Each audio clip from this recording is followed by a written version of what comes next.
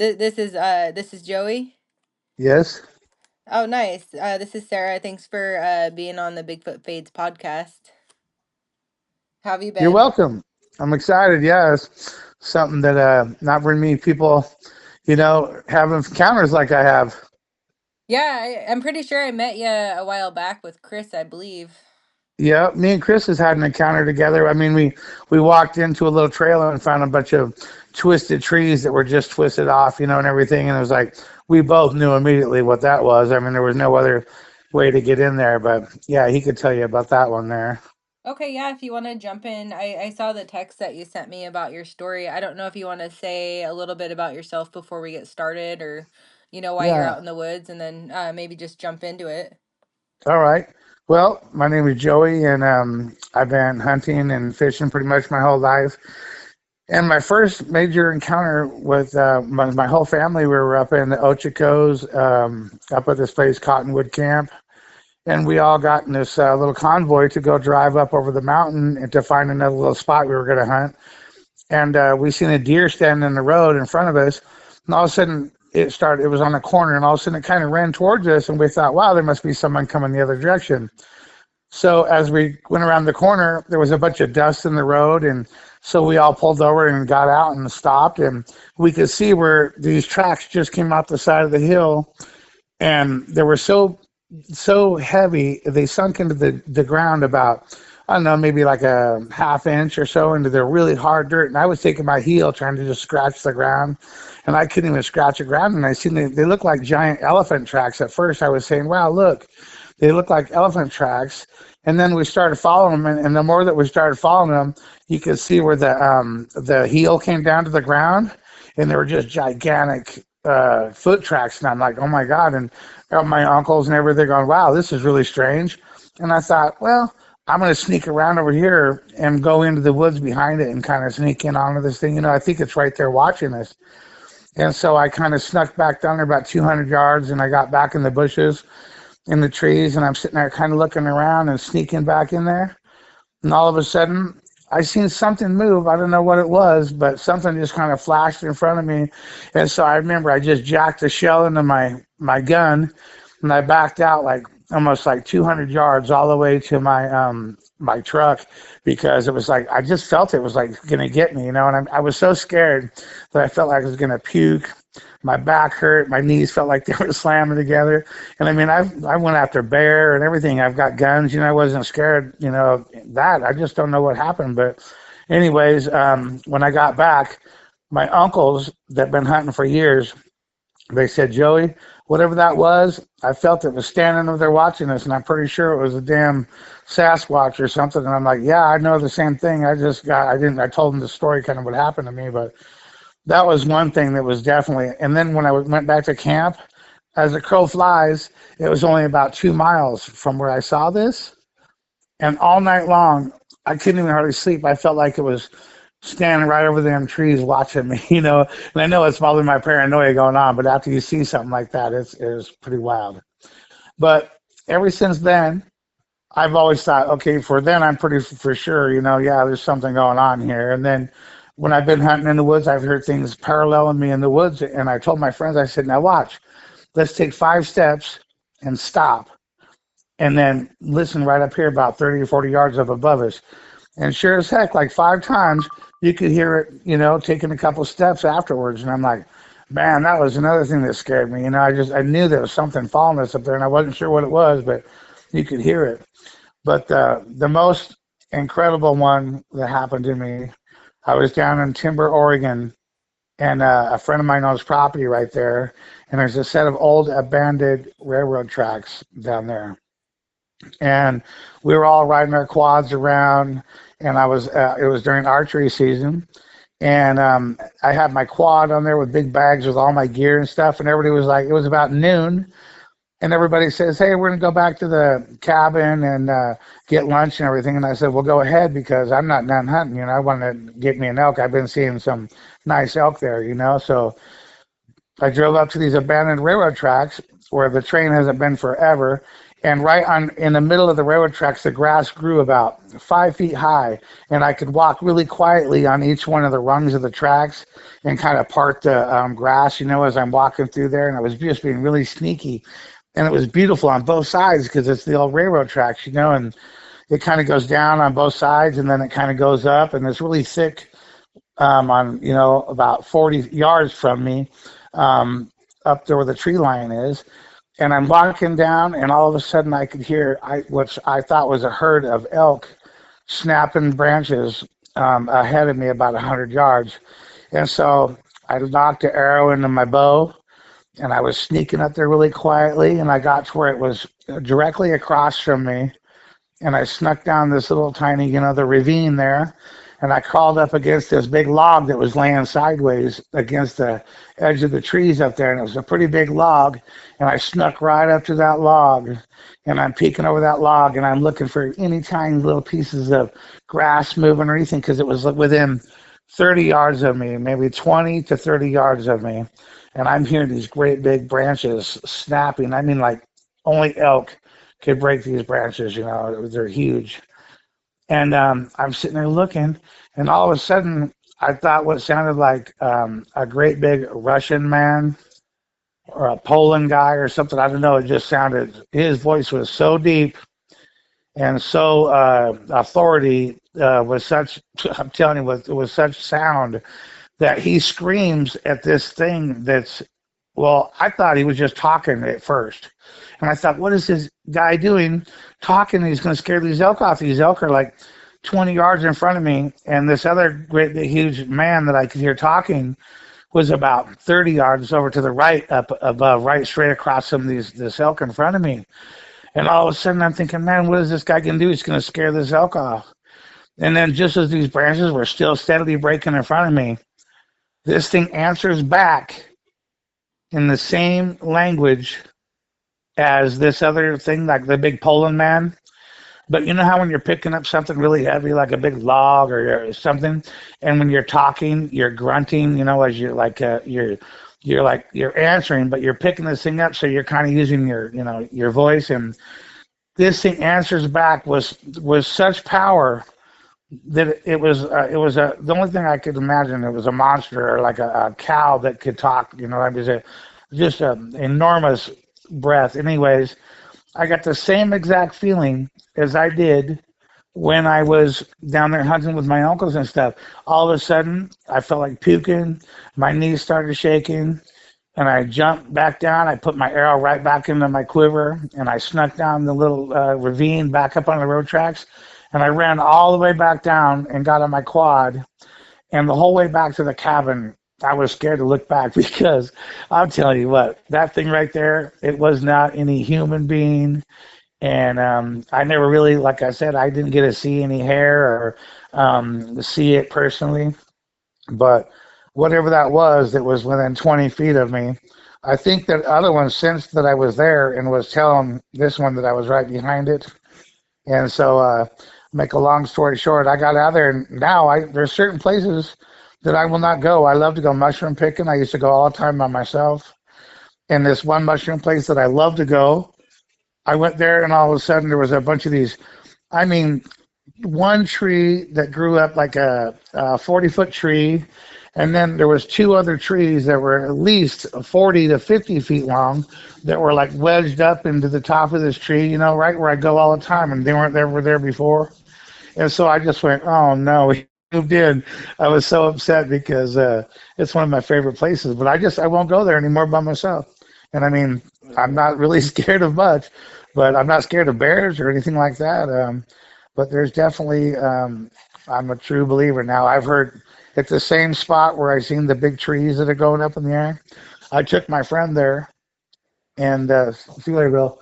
I took my friend there, and I heard, which I guess would be a wood knock, because we're so far out in the middle of nowhere. There's nobody around. I mean, I'm kind of down in these up in Hunter Road, up in Estacada there in Malala, and I'll tell you that these wood knocks, they were hit the tree so hard it sounded like a 9mm hitting this tree, but it was only 80 yards from me, and it went bang, bang, bang, bang, bang, bang, bang. And then I turned around and I said, it's cool. I'm leaving. I turned around and I started walking over. My friend Jess says, "What happened, Joe? You scared of Bigfoot or something?" I'm like, "Yeah, man." Because I told everybody, man, I'm a believer, and I showed them before I got up there. There's trees, and all that stuff, and everybody's like, "Well, you might be onto something, Joe." A lot of people that have been with me, I've shown, and they've seen, and they're learning. People are learning that it's not a joke anymore.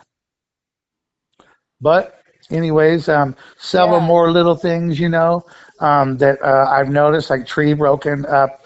All the trees that were broken up like 10, 12 feet in the air, a certain size, all aim in one direction. And even my uncle that was a firm believer in, no, there ain't no Bigfoot. He'd never seen one. Last few times we went elk hunting, he's like, Joe, have you noticed all them trees up there that would be broken in one direction? He goes, why would not? And I said, yeah, see, I told you. He's like, yep. He goes, yep, you might be right. I'm like, yeah, I know I'm not right. I know they're out there because when I heard them two talking, that was good for me.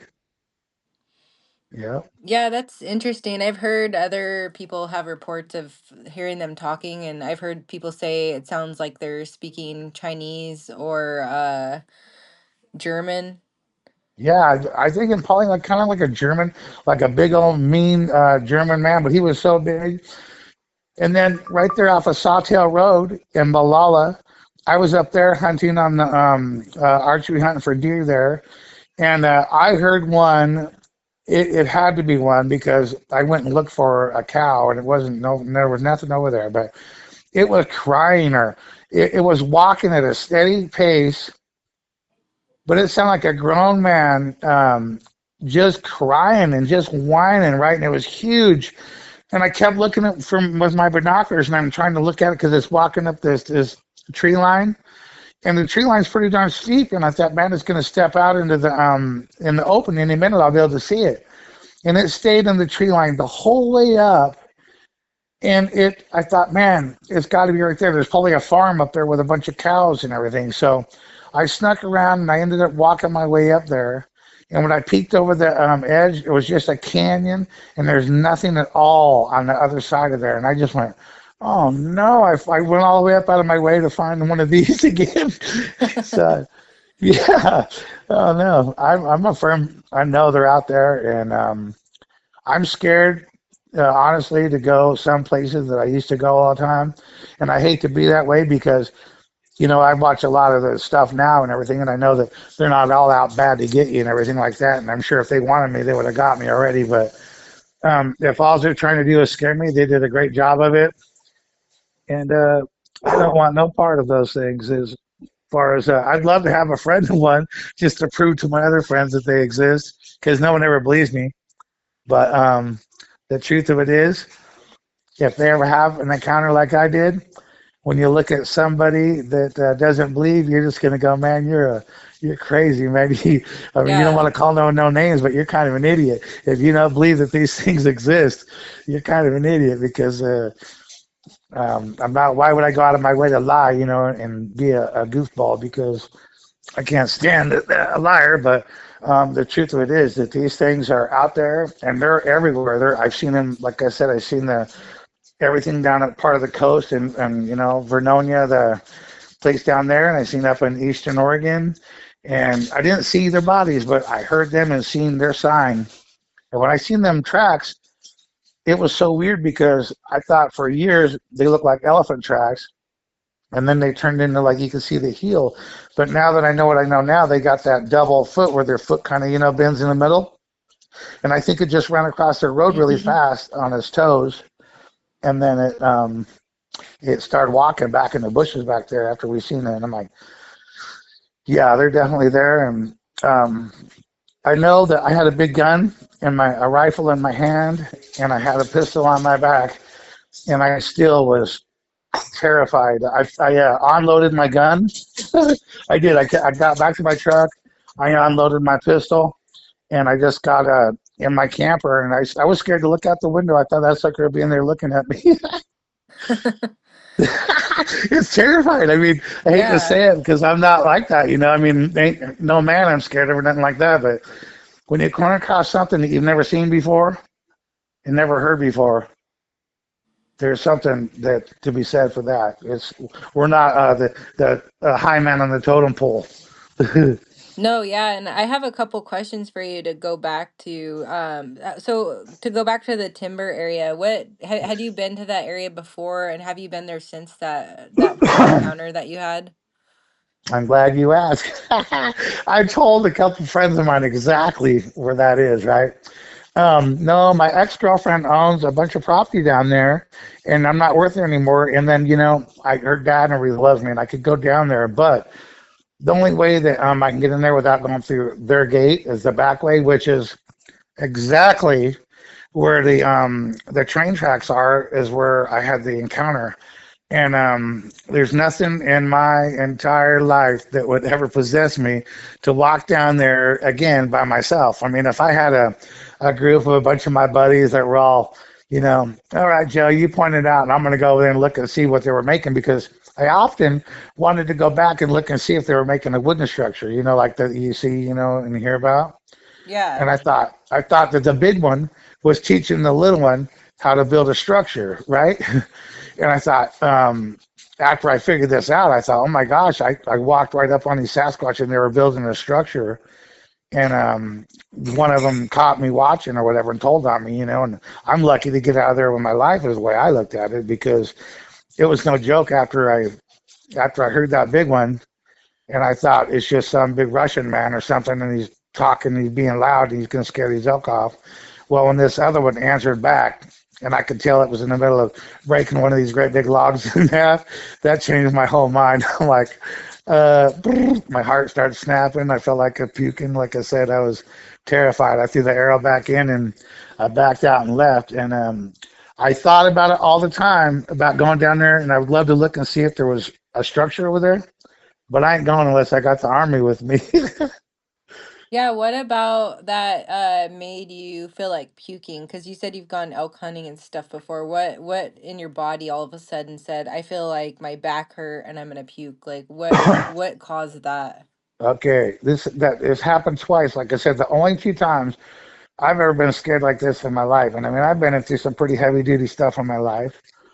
And one time when me and my family up there in the Ochicos went around the corner and the deer, and then all of a sudden everybody's looking at the tracks.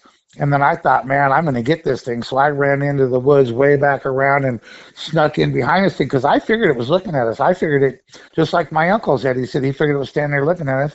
I said, me too. I said, I went around. I said, because I figured it was standing there looking at us because the dust was just, in the air right there.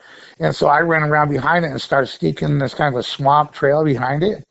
And then I think that what happened is that it got sick of looking at my family over there, and I thought maybe I better get out of there. And it turned around and started walking, leaving, which it was walking right towards me. And I think that it got within 80 yards of me because 80 yards was about my visibility in these trees and swamp that I was in. But for some reason, I don't know what it was, because I didn't hear anything. I thought I saw a flash or something. I don't know that, go back on it a million times. I just kind of thought I saw maybe a leaf blow sideways that shouldn't have moved or something, right? It was no bigger than something like that.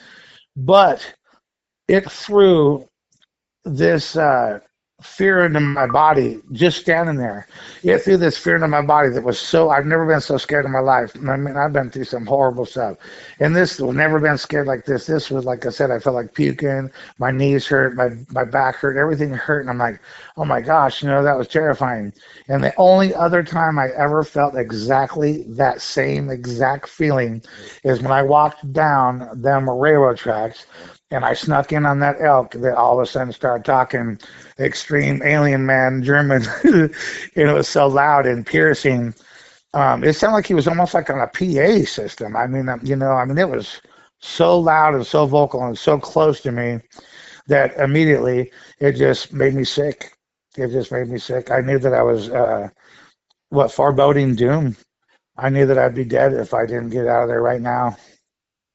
Wow. And so do you feel like the energy in the area you picked up on something like describe that? Was there anything like did time feel like it stopped or was there anything weird that added to that other than all of a sudden hearing these creatures talking?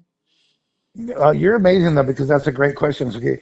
Now, when I snuck up on the in the one, and I was gonna, I was thinking about shooting this one, and I was sneaking into these beautiful, man. It was beautiful. That it was kind of a swamp. It was Eastern Oregon, and you don't get this over there. It's all dry desert land, right? But we're into this little swampy area, man, and there was a tunnel about as big as a 10 feet round tunnel of black, and then you could see where something been coming through there. Well, I figured it's the elk and everything, using that dark tunnel because it's a cool part of the weather over there, And anyway, when I was standing there, it was like looking at paradise. I mean, this was just beautiful. All the area was just plush, and there was plants that there ain't everywhere else because it was kind of a marshy land.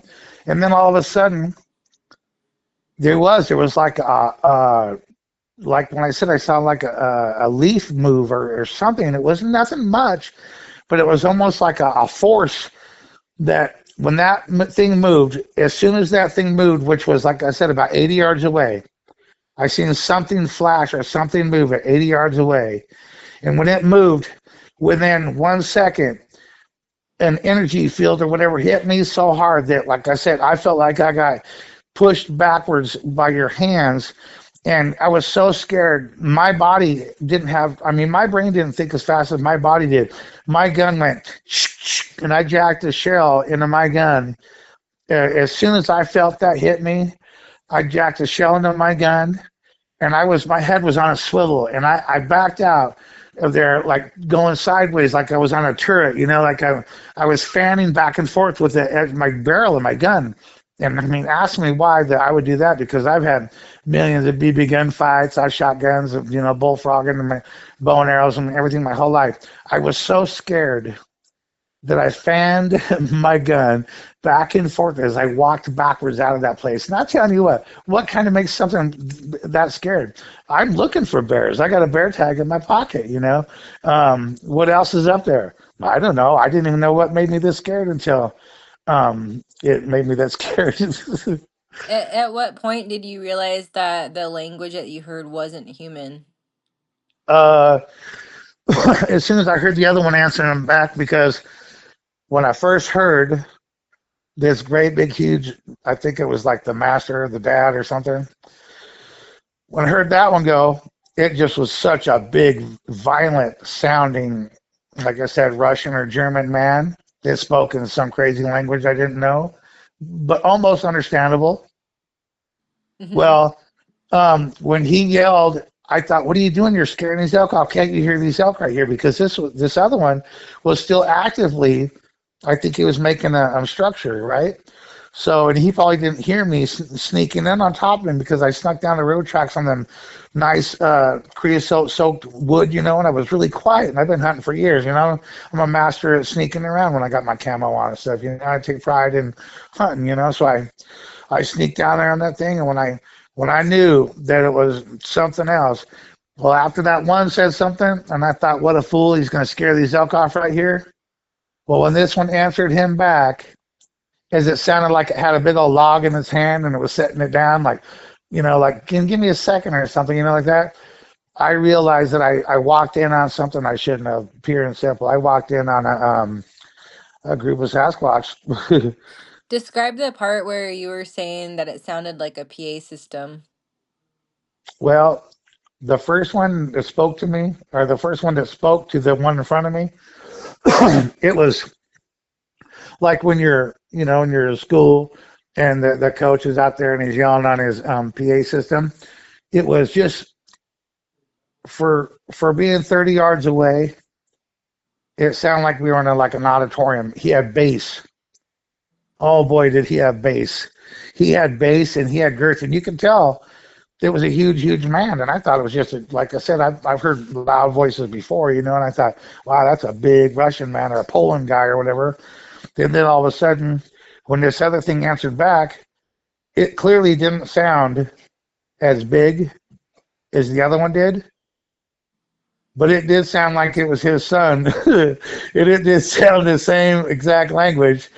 and it sounded like it was real busy doing something, and he was getting interrupted by his dad talking to him like that. And I figured his dad is telling him that I'm like right behind him over his shoulder over there.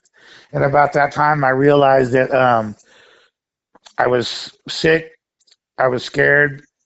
I put my arrow away immediately. I ran down there. I ran up the tracks. I ran down. I got on my four-wheeler and I flew back. And I didn't even tell. I had 20, 25 people back at the camp, where all my friends are. I didn't tell none of them guys about it because nobody would believe me for one thing. And I was still struggling with it, myself because I've been a long time hunter in the woods, and I walked for miles by myself in the woods without even worrying about nothing. Now I'm terrified. And what took you guys to that area initially? You said that was your ex-girlfriend's property? Yeah, the little place down in Timber, Oregon, which is, everybody knows Timber, which is like, close to Vernonia. And if you take a left and you go up there, they own property behind the gate there, and they're just the most wonderful, kind people, and I got lucky enough to meet them and hang out back there. And, and I was kind of just, we all had quads, and we were just living the dream back there, hunting and fishing, and it was just quite an adventure for me. And I mean, I hate to say it, but man, you can see almost everything down there. The meteorites, and whatever else might be flying around there. I don't want to sound like a kook or nothing, but if you ever go out down there by the coast and you stare up in the woods for a while up in the sky, you're gonna ask yourself, what the hell is that? Yeah. Did you guys go out there? How many times would you say you went out there? Was it all the time or just a couple times? Oh, I've been with my girlfriend. I was with her for probably 3 or 4 years, so I was at least 100 times. I've even rode my quad right down them tracks all the way from Timber all the way across. You can go all the way across Highway 26 and on the other side of the road. And I mean, we used to go on huge journeys, me and like 10 of my friends and stuff all on quads, and we had the funnest time. And it wouldn't have been so bad if I would have had 10 of my friends with me. But when you run across that, when you're by yourself and you're way, way far away from camp, it is not no fun. Yeah, in that area where you said that you had the encounter with the ones that were speaking, did you ever go back to that particular spot? Nope. And my friend of mine, he's like he always wants to go looking for them. And I said, man, I don't know why you want to go looking for them things, because once you find one, you're not going to want to ever see one again, right? And he's like, I said, I told him about Mm-hmm. this story, and he said, where's that at? And I said, just go down to Vernonia. As soon as you hit them little train tracks, right where the little post office is, you can just go down there and walk down there about, oh, I'd say 500 yards. That you go right past the last house, and you go down there about 300 yards past the last house, and you just sit back there and you camp out for a while, and we'll see what happens, because I don't want to. He keeps wanting me to go down there, and I'm like, oh, absolutely not. I don't go down there where I'm not supposed to go. They don't want me there. I'm not going. Yeah, does he just want to prove to himself that they're real, or what's he said about Yeah, that? yeah, he doesn't want to shoot one. He's like, Joey, I just want to go talk to him. I'm like, well, go talk away, bro. Just they're probably hear you anyways. I said they're probably not going to come out because they're not, like that or whatever. That's weird, because when I got out and when I told you that I heard the knock on the tree, right? Hmm. It specifically, I know it, I know it, I know it. It did this for me because um, my Jeep is a nice little 95 Jeep Wrangler, and this logging road was so steep that I had it in low range, and it was still almost spinning the tires just going up this nice, beautiful gravel road that these truck drivers use. I can't believe these truckers use these steep of roads, for these logging trucks. But I get up on this landing, which is so far up in the middle of nowhere, and I think to myself, I get out, my friend's sitting in the car, and he's making a sandwich or he's doing something in the car, and I walk out over there to go pee or whatever, and I'm standing out on this little teardrop landing, and I look up, and the tree line is, like I said, it's about 80 yards around me like this, kind of like a horseshoe, beautiful place with all this nice clear cut all the way up to like these trees were like you couldn't walk because there were so many trees laying down and everything. But at 80 yards, the trees were all still standing. Well, right there inside that tree line, dead in front of me, I was thinking to myself, man, this is a perfect place for a Sasquatch to live. If I was one, this is where I'd live right here. And just no sooner than I stopped after myself, this knock on his tree happened dead in front of me. And I know there's nothing on the other side because that's my matsutake area where I go pitch matsutakes. And so then, yeah, I just turned around. And I said, "Oh, I see. This is your. I'm leaving. I'm leaving." And I turned around and I got back in the car. My friend Jeff, he's like, "Hey Joe, what's the matter? You scared of Bigfoot again or something?" And I'm like, "Yep, he's here." I said, "Did you hear that gun go off of there? Sound like a gun?" He's like, "Nope." I'm like, "Well, I don't care what you heard. I heard it, and I'm leaving." Like I said, I got no need. After you hear the voice of one of these up close, there's no physical touch that you want to be near this thing. Yeah, I've been hearing some interesting stories on some podcasts that are they're actually kind of traumatizing that these things have a decibel kind of like a lion, and it almost kind of puts you like in shock like when you just found out someone died, like the how you just you're like you said your brain's not working Yes. but your body's working, and you don't obviously want to go back to that trauma because it's like sort of a trauma response. Yeah, my uncle, they're raccoon hunters, and dog hunters and stuff. And he went with he brought my little cousin with him, and they said that they were sleeping about 4:30 in the morning, and they said something screamed next to their truck that was so loud and it was so terrifying. My uncle Rick said he's never heard anything like it. And then my little cousin was sitting there and goes, and he ain't lying. I thought that was great. Yeah. Have you heard of anything about it's interesting that you're saying timber area. Have you heard anything about Rainier, Oregon? I've heard the reindeer stories and stuff like that because I do watch. Now I watch the stuff, howtohunt.com and stuff like that on the TV because after you have some experiences like that, and then everybody that you try to talk to that doesn't, they've never been off the out of the chair, out of the off the couch, they don't believe you, and then you just look like an idiot to them, and it makes me so mad because I'm like, man, dude, you've never been scared to death like this, you don't know, you've never seen this, and they're like, Joey, man, what are you smoking or what are you doing? I'm like, I don't know what to tell you guys, man. I almost feel like telling them, all right, get in the car. I'm going to take you because I know, like I said, we're a couple of them. I'm pretty sure that a couple of these things live or hang out all the time because when I was going mushroom picking all the time, and then when I went and seen the big trees up in the air, and all of a sudden now all these little tiny trees right where I go mushroom picking are all bent over, like in this little thing. I'm like, oh no, now I can't even go up here. My dog is growling behind me, and I'm like, yeah, I couldn't even rest and go to my mushroom spot no more. Oh, that sucks. Where I've heard there's some good spots over in the Tillicum Forest and then up in the gorge. Yeah, I love mushroom picking. I've done it. It's like Easter egg picking, hunting for grown-ups.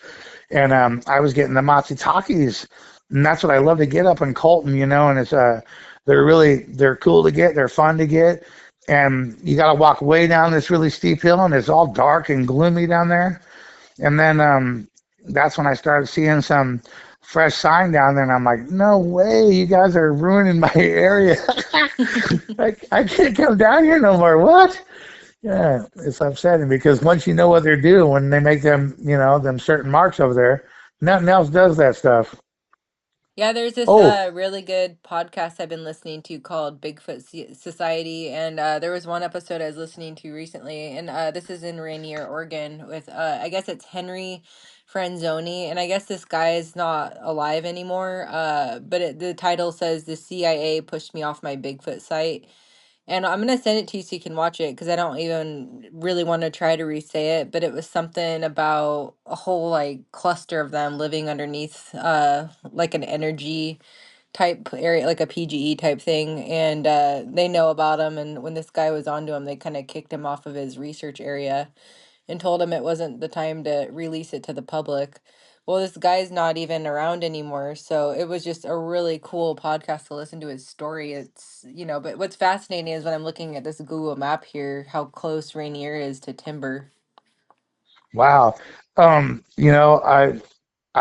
and Chris up in Colton. You could even talk to him and he'll give you word for word exactly what I'll tell you right now.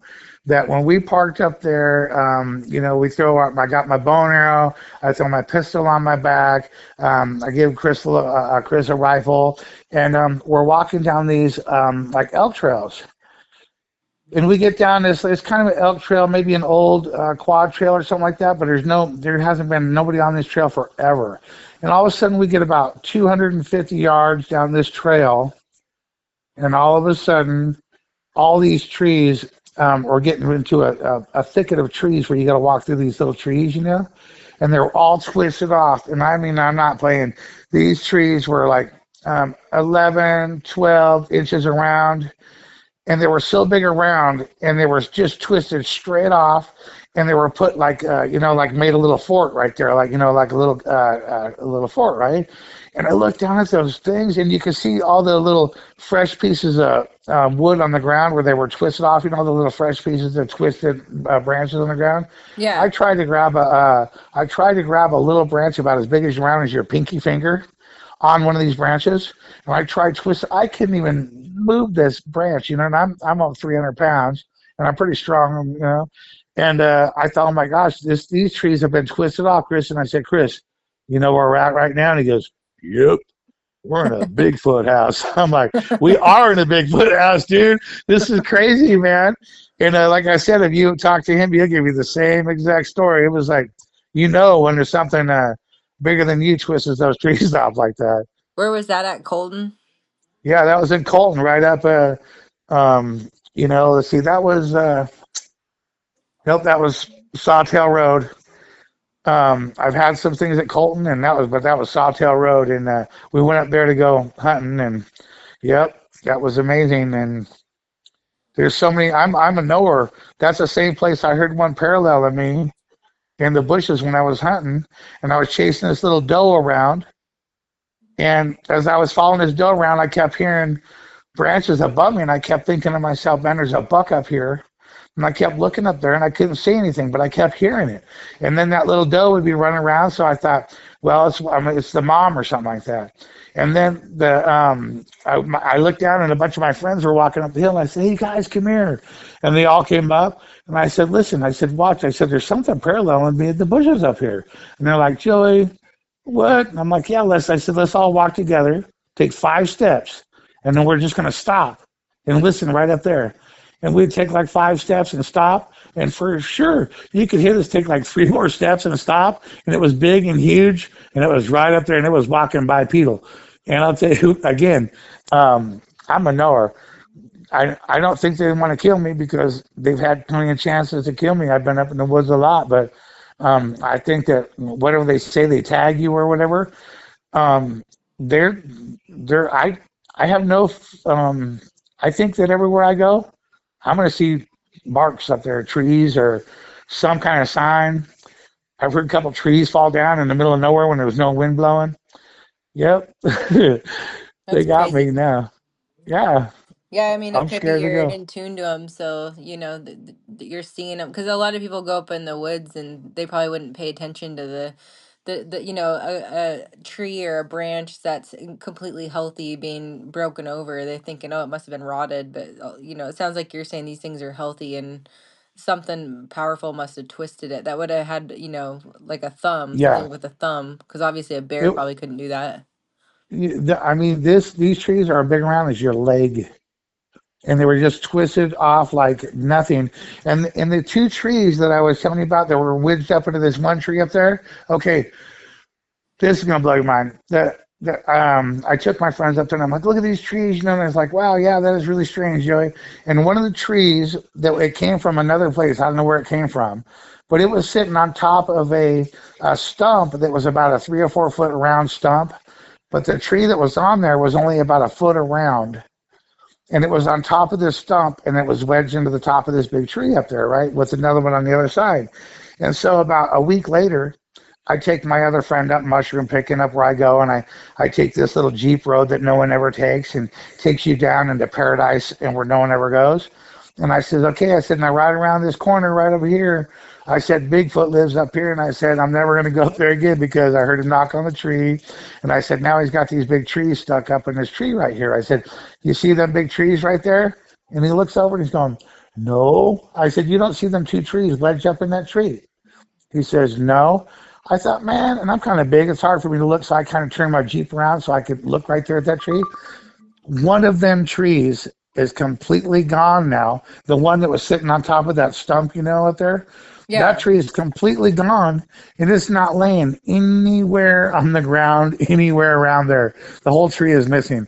And I just went like this. I said, oh my God. Last week, there was two trees wedged in up there, and now there's only one tree wedged up in there.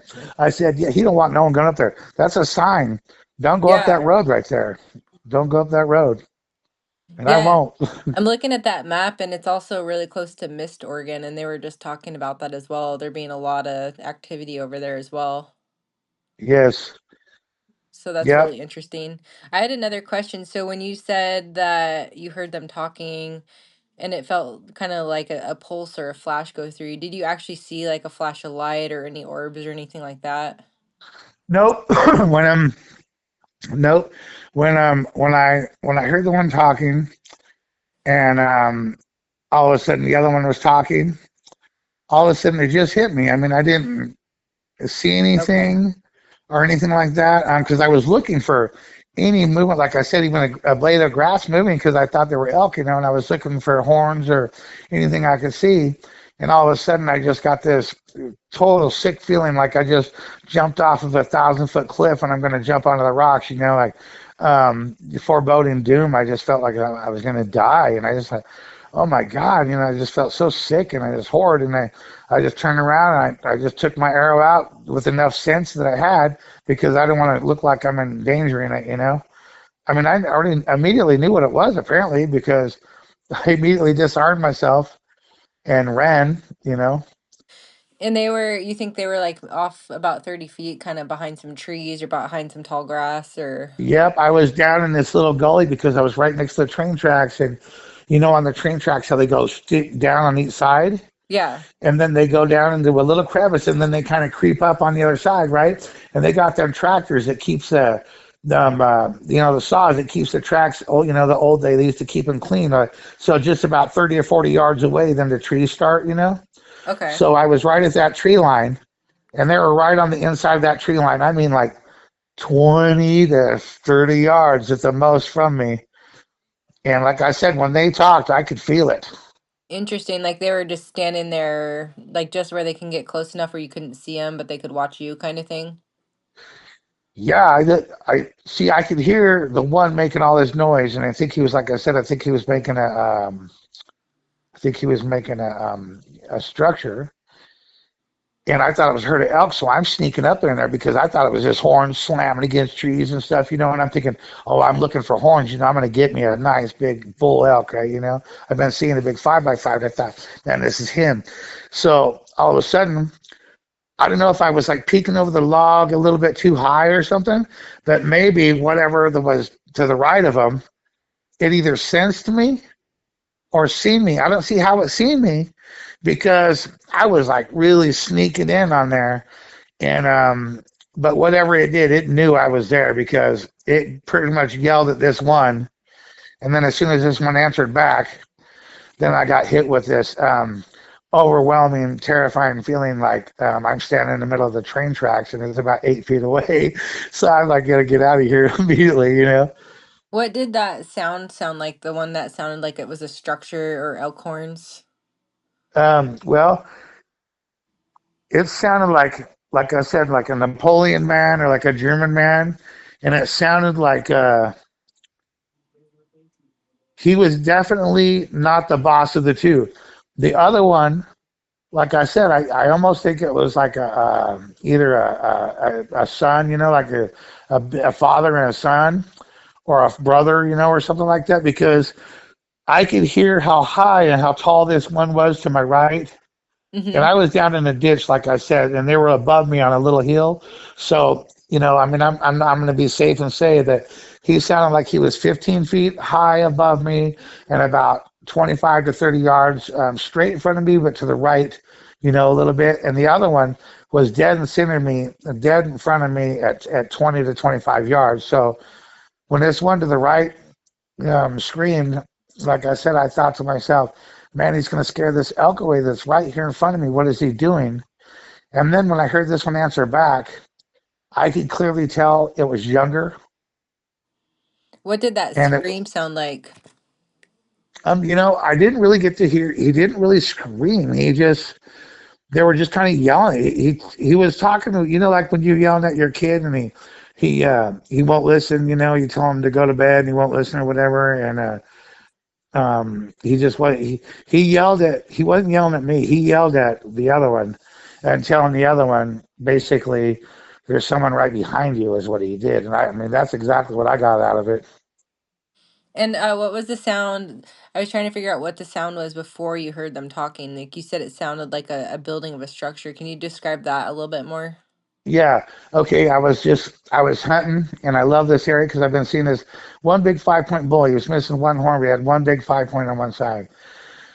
And I'm like, okay. And I've been seeing a bunch of other bulls around there too. So I was walking down these tracks, and all of a sudden, from a distance, probably about 100 and 120 yards ahead of me, down on the right, I could hear trees cracking and breaking, and I've heard that before. And I thought, oh man, I walked in and I found elk. They in the middle of the day when they want to bed down, there will be like 15 or 20 of them, in a little herd, and they'll all kind of mill around and they'll take sticks and they'll knock sticks over it and they'll rake their horns, on the trees or whatnot, and everything. And I thought to myself, oh, this is a little small herd of elk that I've been looking for, and it's right here in these bushes, right off the tracks, because that's what they do. They're always right around you. You just never know right where they're at. And so I figured they're right here, and they're just right in these bushes. And so I snuck down there as quiet as I could. I was parting the grass with every step, not stepping on any rocks. I was stepping on that wooden creosote, on each track. And I was parting this grass, which was 4 to 6 feet tall, and it was so quiet and perfect hunting. I couldn't believe how awesome of a day I was having. And then I got to where I was dead center, straight across from me. It was breaking all these branches. Now, all I got to do is climb straight down this little rocky bank and climb up behind that big log that's laying across the bank on the other side. And then I'm going to get this thing. So I put an arrow in there and I snuck on down, and I was peeking over that little log, and I was there for 4 or 5 minutes. It feels like now. I mean, it feels like forever, but I was kept hearing them breaking stuff and moving stuff around, and I kept trying to see it, looking for little and getting a better angle, going from one side to the next. I mean, the other one probably heard me, and because this one was busy making something, and the other one might have seen me or heard me because I was trying to get a good visual on it, and all of a sudden, out of nowhere, I just heard him scream and yell, like, I mean, I hate to even try to recreate it, but it was just like something like this, and I'm like, what the hell is that Russian German guy doing, trying to scare my elk off? Or what is he doing, trying to scare these elk off or something? And then all of a sudden this thing answers back in the same language, in that same voice. And when it did, I already knew that I bit off more than I could chew going up under them bushes, because whatever them logs were big around as my leg too. They were huge. It was just, it was incredible. I was right there next to him, and it was incredible. That's all I know. They're real. Wow. Yeah, that was possibly smart of you to kind of go with your instincts and say, I don't think they want me to get closer to them. No, yeah, like I said, and I think that one told on me, that saying I was standing right there, and I mean, I put my arrow away. I ran up to the train tracks, and I mean, I remember I didn't even go slow. I ran all the way to my quad, which was parked about 100 yards down the tracks, because I was sneaking down there. And I ran to my quad. I jumped on that baby, four-wheel drive, Polaris four-wheel drive Sportsman, and I put that baby in gear, and I did not look back. And I was going up these, elk trails to get back, and I felt like they were right behind me the whole time. I swear, I swear, like I said, I fear the woods now like I never have. I used to go into the woods and go in there when it was so dark. I'd walk in the morning, at 4 o'clock and wait till I got daylight and be right in the middle of everything. And you hear all kinds of noises, but never in your lifetime would you ever imagine it was a Sasquatch or a dang monster out there. What year was the Timber, Oregon one? Okay, the first one was I remember because I was probably about 20 years old. So, um, That was the Ochiko one. yeah, that was about 87. The one in Ochiko was about 87, Okay. 88 right there. And then the one in, oh gosh, down in Timber, that was only like maybe 10 years ago or something. Oh I'm sure wow. that tree structure is still there.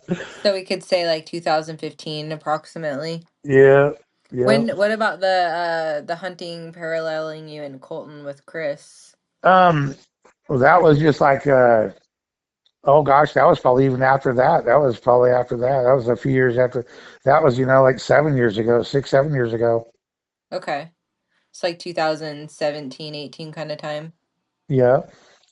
I'm not the best with times, but I mean, I know about pretty much. Yeah, yeah, that was a wild time too. There's no doubt about it when you see a tree that's as big as your leg that is physically twisted off, and you can't hardly stand up in this little tunnel that we're in. So there was no machines that went in to do this, you know. Have you because I know you were saying at first when you saw it you didn't think anyone would believe you. Have you had any experiences where you've talked to friends and they did believe you or they had similar encounters going on since that? Oh yeah, I've met several people because I talk about it pretty much everywhere I go, even though everybody always brings it up. Oh, Joey's going to start talking about Sasquatch again or something like that. And I'm like, hey, man, I don't care if you don't believe it, you're just an idiot. You know what I'm saying? Because it's true. And I've had several other people say, oh, yeah, man, I had something making noise and screaming at me. And, it wasn't an animal, it wasn't a bear. And I'm like, even sometimes I hear stories from other people. And I can't help but say, man, you're lying, which is the dumbest thing that I can imagine me saying, considering I know for a fact that they're out there and anything could happen. You know what I'm saying? Uh, Anything could happen, and anybody's story could be exactly the whole truth and everything and the truth because, I've had people that don't believe me, and it just makes me look at them like they're some dumb person because um, if you was to hear that, you'll never go into the woods either. I got a collection of pistols and rifles. I've been an archery hunter for years and years, and I go by myself. And now I just don't go by my. I'll still go, and I just don't. I'm more of a road hunter now, and I stick around the truck a little closer, and I carry a big pistol. And even though I don't want to shoot one, I know it'd be a waste of time to shoot one. I think they're too big to shoot. I really do.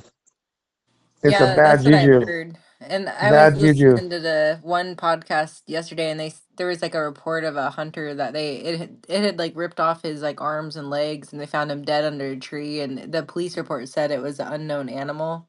Yeah. Have you heard of any Yeah. reports like that, like any bears or human, like anything like Yeah. a I just talked to a guy that lives up off of Lolo Pad. What is that right there on Mount Hood? He said, um, I said, hey, I'm Joey, man, and he goes, yeah, I live up on Mount Hood. I said, oh, that's a Sasquatch hotspot up there. I mean, this guy looked like a judge. He looked a very nice older gentleman, suit and tie, and he was just stopped by the river for a minute to look at the water because he's a fisherman guy. And he was talking. Yeah, he goes, I'm just in the neighborhood, and he goes, I wanted to look at the river, and I said, yeah, I said, and he lives up on the Mount Hood, and I said, you ever see any Bigfoot up there? And he goes, well, it's funny that you asked me that. He goes, I've lived up there, my whole life. He said, I raised a whole family. And he goes, we raise horses up there. And he goes, my daughter came back last year and she was down there riding behind us out that with a little white salmon or whatever it is up there. And she said that she rode her horse down the river and she was watching this. It looked like a man It was jumping back and forth across the river, right? And she thought it was some guy playing and jumping across the skinny part of the river. And so she said she rode her horse down there and got closer.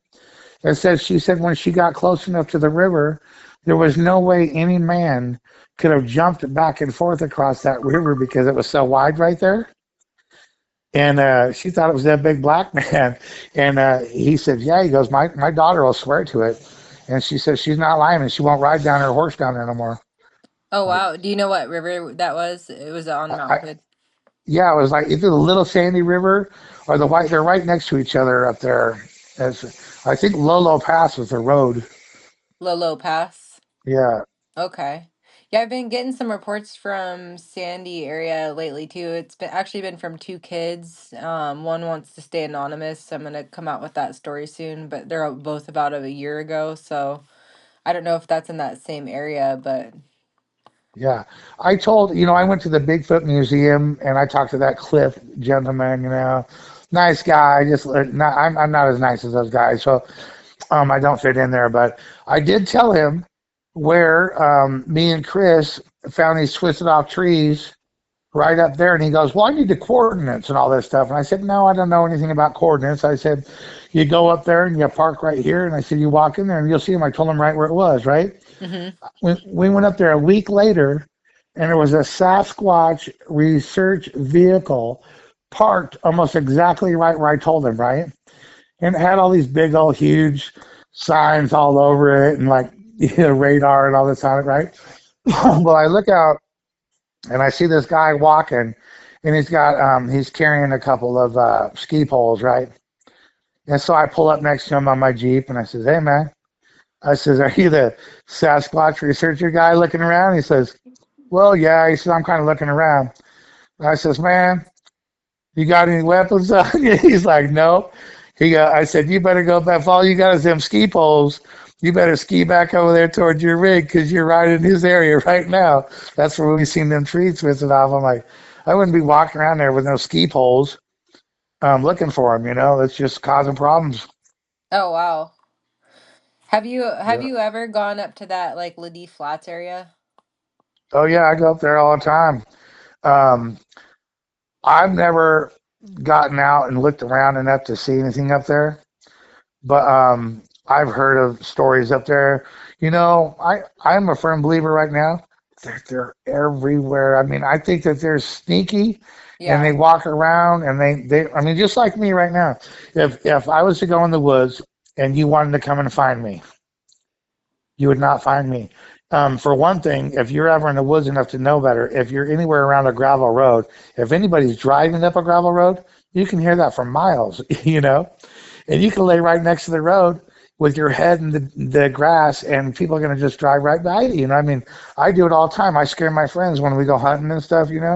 I get on the ground and I'll let them walk right by me, and I'll jump out and sound like a bear and scare them. And I've had grown men run and cry and scream. Um, if they want to hide from you, you ain't going to see one. I mean, and if they're smart enough to do it, you ain't going to find one. Well, yeah, I asked because you mentioned you had a Jeep, and I was talking to somebody who also wanted to stay anonymous, but said that about 3 years ago was up there in Ladie Flats with his wife in their Jeep, and right there was one. It poked out from behind a tree.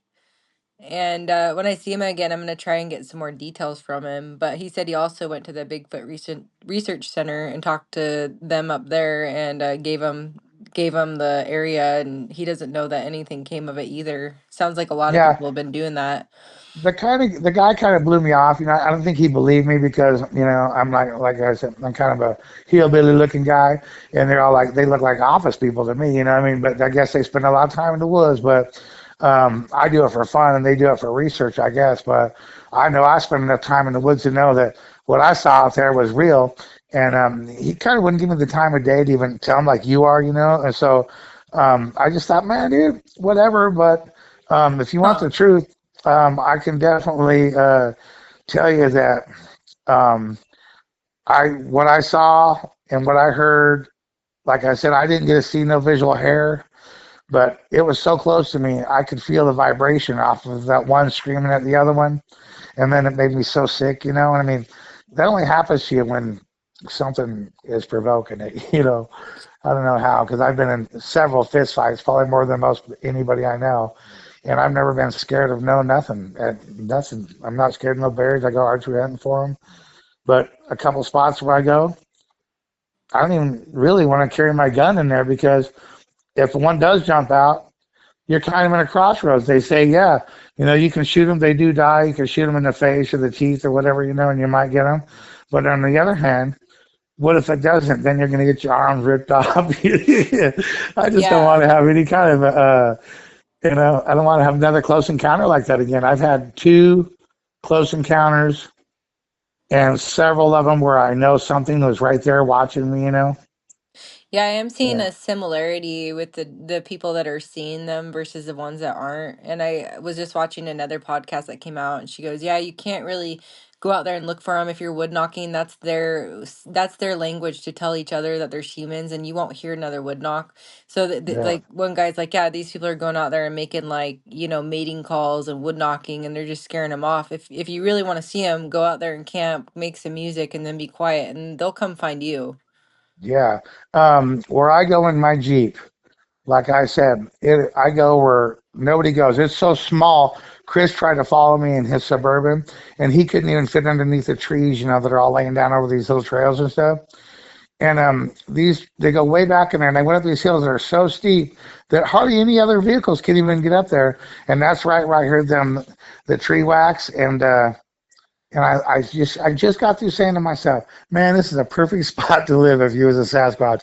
And I don't know Yeah. if that thing was reading my mind and answering me back, or was trying to scare me off, or whatever he was doing. I didn't take it as immediate, like when I got sick before. Yeah. From this, I didn't get sick off this, which that was a physical encounter right here, and normally you get any of those, you get sick, right? This didn't make me sick. I just went like this. Okay, I hear you. It's your place. I'm leaving. And I just nicely turn around and I walk back over. And like I said, my buddy looked up. What are you doing, Joe? You already getting in? Are you scared of Bigfoot or something? I'm like, yep, he lives here and we're leaving. And pretty much that's how I've learned to do it now. I'm in no hurry to run across one of these things. All my friends all the time, Joey, let's go squatching. I'm like, you go squatching. You go out there screaming and act a fool because they what are you they going to think you're do you're when like the one jumps bait. out of the bushes? They're like, they like you. Let's go find it. You know how to find them. Yeah, right. Yeah, I can take you to the spot and let you hang out there. And if you want to do some screaming and stuff, you can call me tomorrow and tell me if you heard anything. But Yeah, I guess um, that I, answers my question if you're going to go back out anytime soon. I was thinking, we could all start a little search party because I've known Chris growing up, like over in the Selwood area, and uh-huh. I reached out to him and asked him, "Hey, have you seen anything?" Because one time he showed me a video of, I think, one of you guys out there in the woods, and I think there was kind of like a little black, like hunched over figure, and I thought he was just kind of messing with me, but he never did say I'm messing with you. So I kind of, I don't, can't remember which video that was that he showed me, but anyways, he goes, "Oh, you ought to talk to Joey." And out of all the people I've met, like all the hunters and, the area that I'm out at right now, pretty remote, meeting a lot of people with these stories. I feel like Hmm. Chris is the one guy that I know would know how to know where these things are or find them because he's like one of the best tracker type people I've ever met. So I know He is he'd a answer me. GPS in the woods. That guy, we go gold mining and stuff, and we go in caves. I mean, there's a lot of Oh, caves up in really? Colton. Oh yeah, we've been in caves. A half mile. We found the Ogle mine, the creek in Ogle Mine Creek and all that, the gold mines. And man, Chris is like I said, he's a wild man. He's not scared of nothing. We found bear dens, and I give him my pistol, and he just, with a broken leg, walks right into the. He's just an animal, but Yeah, yeah. um, when he called me, he said, "Hey Joe," he goes, he was telling me about you. He said you're going to do a podcast. He goes, "Would you be interested?" I'm like, "Well, yeah." She's a believer because I hate blowing wind, but Oh, no, anybody yeah. that believes, and I said, I said, "Isn't that stupid?" I said, "Even our friend Randy, which I love with all my heart, he don't believe in Bigfoot, and it just makes me want to punch him in the face because he's such an idiot." Yeah. And Chris says, "Yeah," he knows, why does it take so long for these people to catch on? And so me and Chris were nowhere. So it ain't, it ain't even about thinking anymore. Are they real? No, they're real. They're, that's for sure. Oh yeah, I know where you're at because I talk to people all day long, and I get actually like mentally exhausted with the same exact like, why is there no body? Why haven't we found bones? Why isn't there a clearer picture? And then I'll answer and right? say, well, there is actually clearer pictures on YouTube, but you know, Yeah, I no one would believe it if I showed you a picture of me killing Chris, you know? right, right. And Yeah, it's like, you know, so I just I feel like I'm with everybody else. We're, you know, we know they're real. We're ready to move on. We want to actually have like a legit conversation about it. We don't have I don't have anything to prove to anybody else at this point. I don't even care about that. I just want to hear actual encounters that are out there. Because you know, that's you guys are the ones going out in the woods. You know, I'm busy, you know, doing stuff all week working, and so I don't have as much time to get out there. And again, it's these encounters are really unique, and they're, you know, incredible, and they're really fascinating to hear. well, that like I said, that one in Colton, it's not that far from you guys, and I could take you and show you guys tree structures right there. Okay. And I'm not because that's one of my favorite spots to go mushroom picking up there. And like I said, they're kind of moving in on my area. Maybe if we go up there and I point them all out, maybe they'll move off.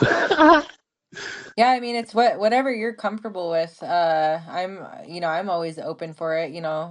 No, that's cool. Me and Chris go up there. We go shooting all the time at one Mm-hmm. of my favorite spots right there. But just Nice. 100 yards away from there is where these things are. You know, and I'm like, you know what's weird is another thing. The same exact spot where we seen these trees that twisted off. There's a 200-yard shooting range that people park there, and it's all marked off. You know, 100, 200, 3. You know, it's like 1,000 yards. And I was at the 200-yard mark, and we're shooting guns at this target, and I could hear these big limbs snapping about 40 yards away from me in these bushes right next to me, you know. And I thought, man, if it was a deer or a bear, it would eventually leave, you know. But it just kept snapping. It was over there. But I was out shooting, you know, I wasn't hunting or anything. I wasn't going to go tromping through the woods over there, you know. But I wouldn't doubt they just sit there and watch you from right off the road, you know.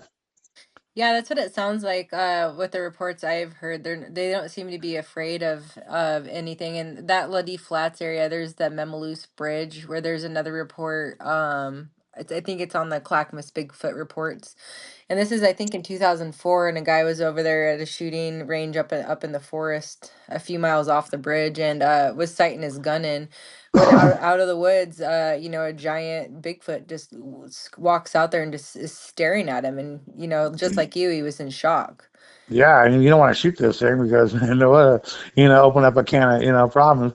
My Oh yeah. mom went up, you know where Kegger Rock is, you know, up on the Malala, you know, up there. She was up on the her and her friend drove up there on Malala, and they just pulled off the side of the road to take a little break, you know, and they're sitting right next to the Malala River. And she said, Joey, this thing as big as you, and like I said, I'm 300, sometimes 320 pounds. She said, this thing as big as me crawled down this path right next to her and my friend that were sitting there. And she said, it looked so nice and sweet. She said, it looked like a giant, an animal, Joey. She said, and it just had these long toenails. And she said, and it crawled right in front of us. And she said, it looked like it was a young one, but it was huge, as big as me. And it crawled right in front of her and it went up this trail right in front of her, right? And so I showed her pictures of a sloth. And she said, that's what it was, Joey, right there. And I was like, no, Mom, they don't have sloths up there, right? Especially 250-pound sloths, right? So I went to the Bigfoot place down there and I talked to that Cliff guy. Mm-hmm. And I said, hey, I said, my mom swears up and down that this big thing as big as me climbed 5 feet from her really slow. It took a long time. It crawled right in front of her and went up this little sandy bank right in front of her. And it looked exactly like a giant sloth.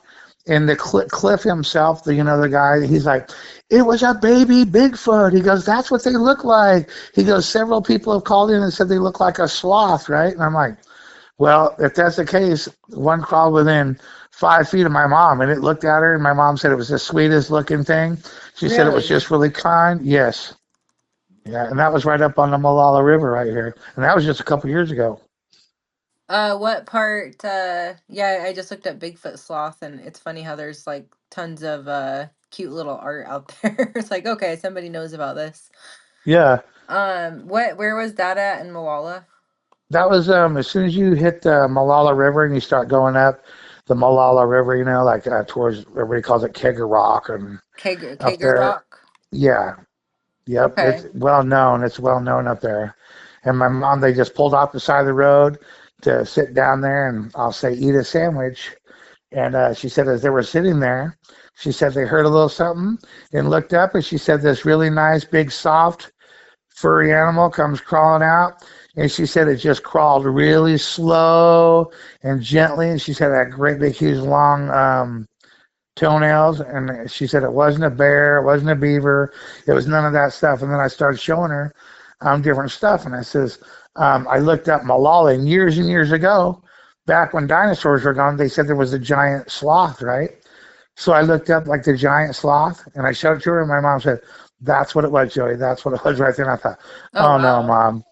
Yeah. But then I told Cliff about it, and he said, absolutely, that was a baby Bigfoot. But that's into the eye of the beholder. And, you only see it once and it was here and gone. And the trails are so nice down there.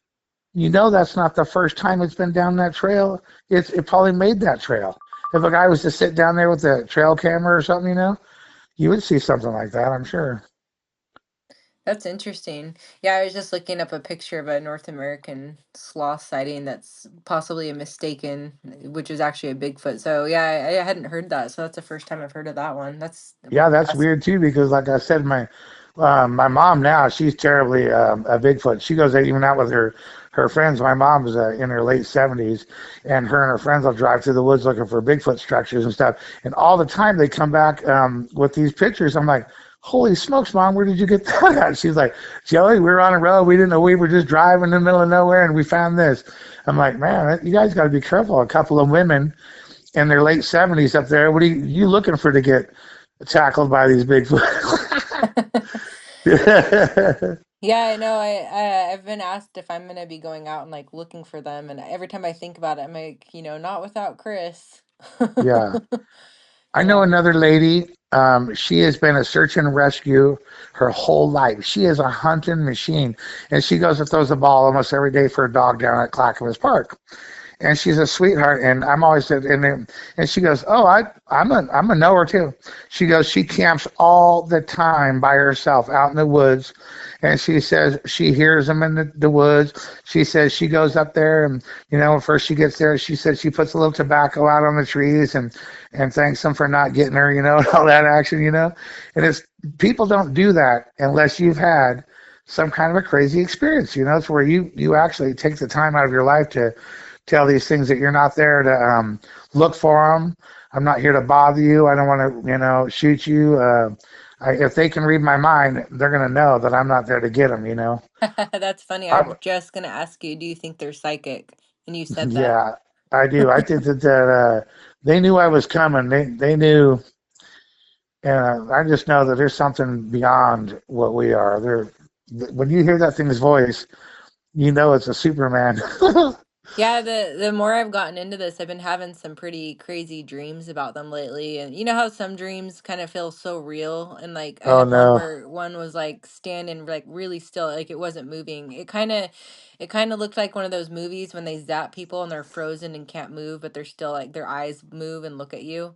Yes. And it was standing by like Christmas trees, and it looked like actually Colton, because I'll drive Colton Road every day, Uh and huh. I seen some trees out there that look just like that, and it felt like it was almost like aggressive, but also like trying to inform me at the same time. Like, yes, we're here, and it was like kind of a weird dream, like yes, we're here, and you've been looking for me. Here I am. Kind of look on its eye, like its energy, but and it was just a dream, but there was something really weird about that dream. And You then know I what's had so it. crazy? Yeah. I've had two dreams about Bigfoot, and Okay. one of them was my uncle Steve that passed away not too long ago from cancer.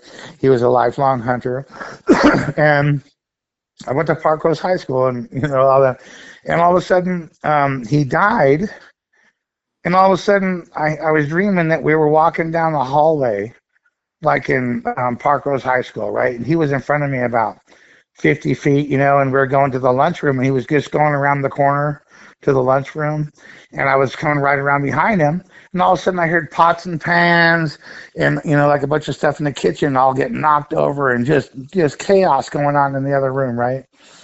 And then all of a sudden my uncle comes back around the corner in this like a really kind Bigfoot body, right? And he's going, Joey, look at this body they gave me, right? Interesting. And he's telling me, Joey, look at this body they gave me. And I'm like, Steve, I think you're dead. You're dead. And I'm thinking, he's telling me, look at this body they just gave me, right? So I'm thinking to myself, maybe it's his soul or something. And I was like having this weird dream, right? It's now I'm starting to sound like a fool because I don't want to sound like a fool on this important Bigfoot thing, right? No, it's But important though.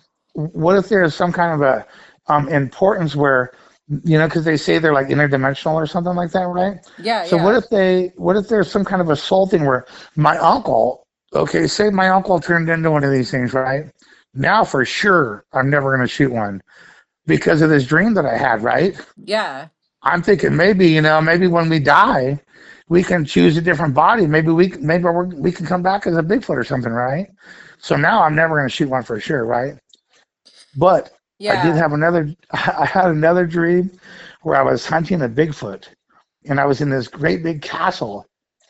And at each step that I had to take down was like, I had to take like 5 steps to get to the next step, and then hop down to the next step. And the handrail was so big on there that I couldn't even hardly reach the handrail to put my hand up. And I'm following this, and the handrail's all crushed in and broken, and the steps are smashed in like something really big and heavy just went down these gigantic stairs, right? And then I have this bow and arrow in my hand, and I realize that I'm hunting this Bigfoot, right? So I'm following it down these stairs, and when I get to the bottom of the stairs, there's like these big 15-foot big golden doors, and they're kicked open, and it's all snowy outside, and I could see these foot tracks outside going to the left, right? And I thought, okay, he just went this way, and I'm sneaking in after him with my bow and arrow, and when my feet hit the snow, I felt like I turned into the Bigfoot, and like I was the one being hunted, and I was terrified of get someone like coming after me, like me coming and shooting me. And so maybe it's something going in my mind showing me that I shouldn't be shooting these things or something. I just know that I'm not. I'm totally. I will never shoot one. I hope that if I see one, he's a long ways away, waving his hand. Hey, buddy, how you doing? Smiling, holding a beer up or something, because I sure don't want to creep up on some of these things that I heard at close range.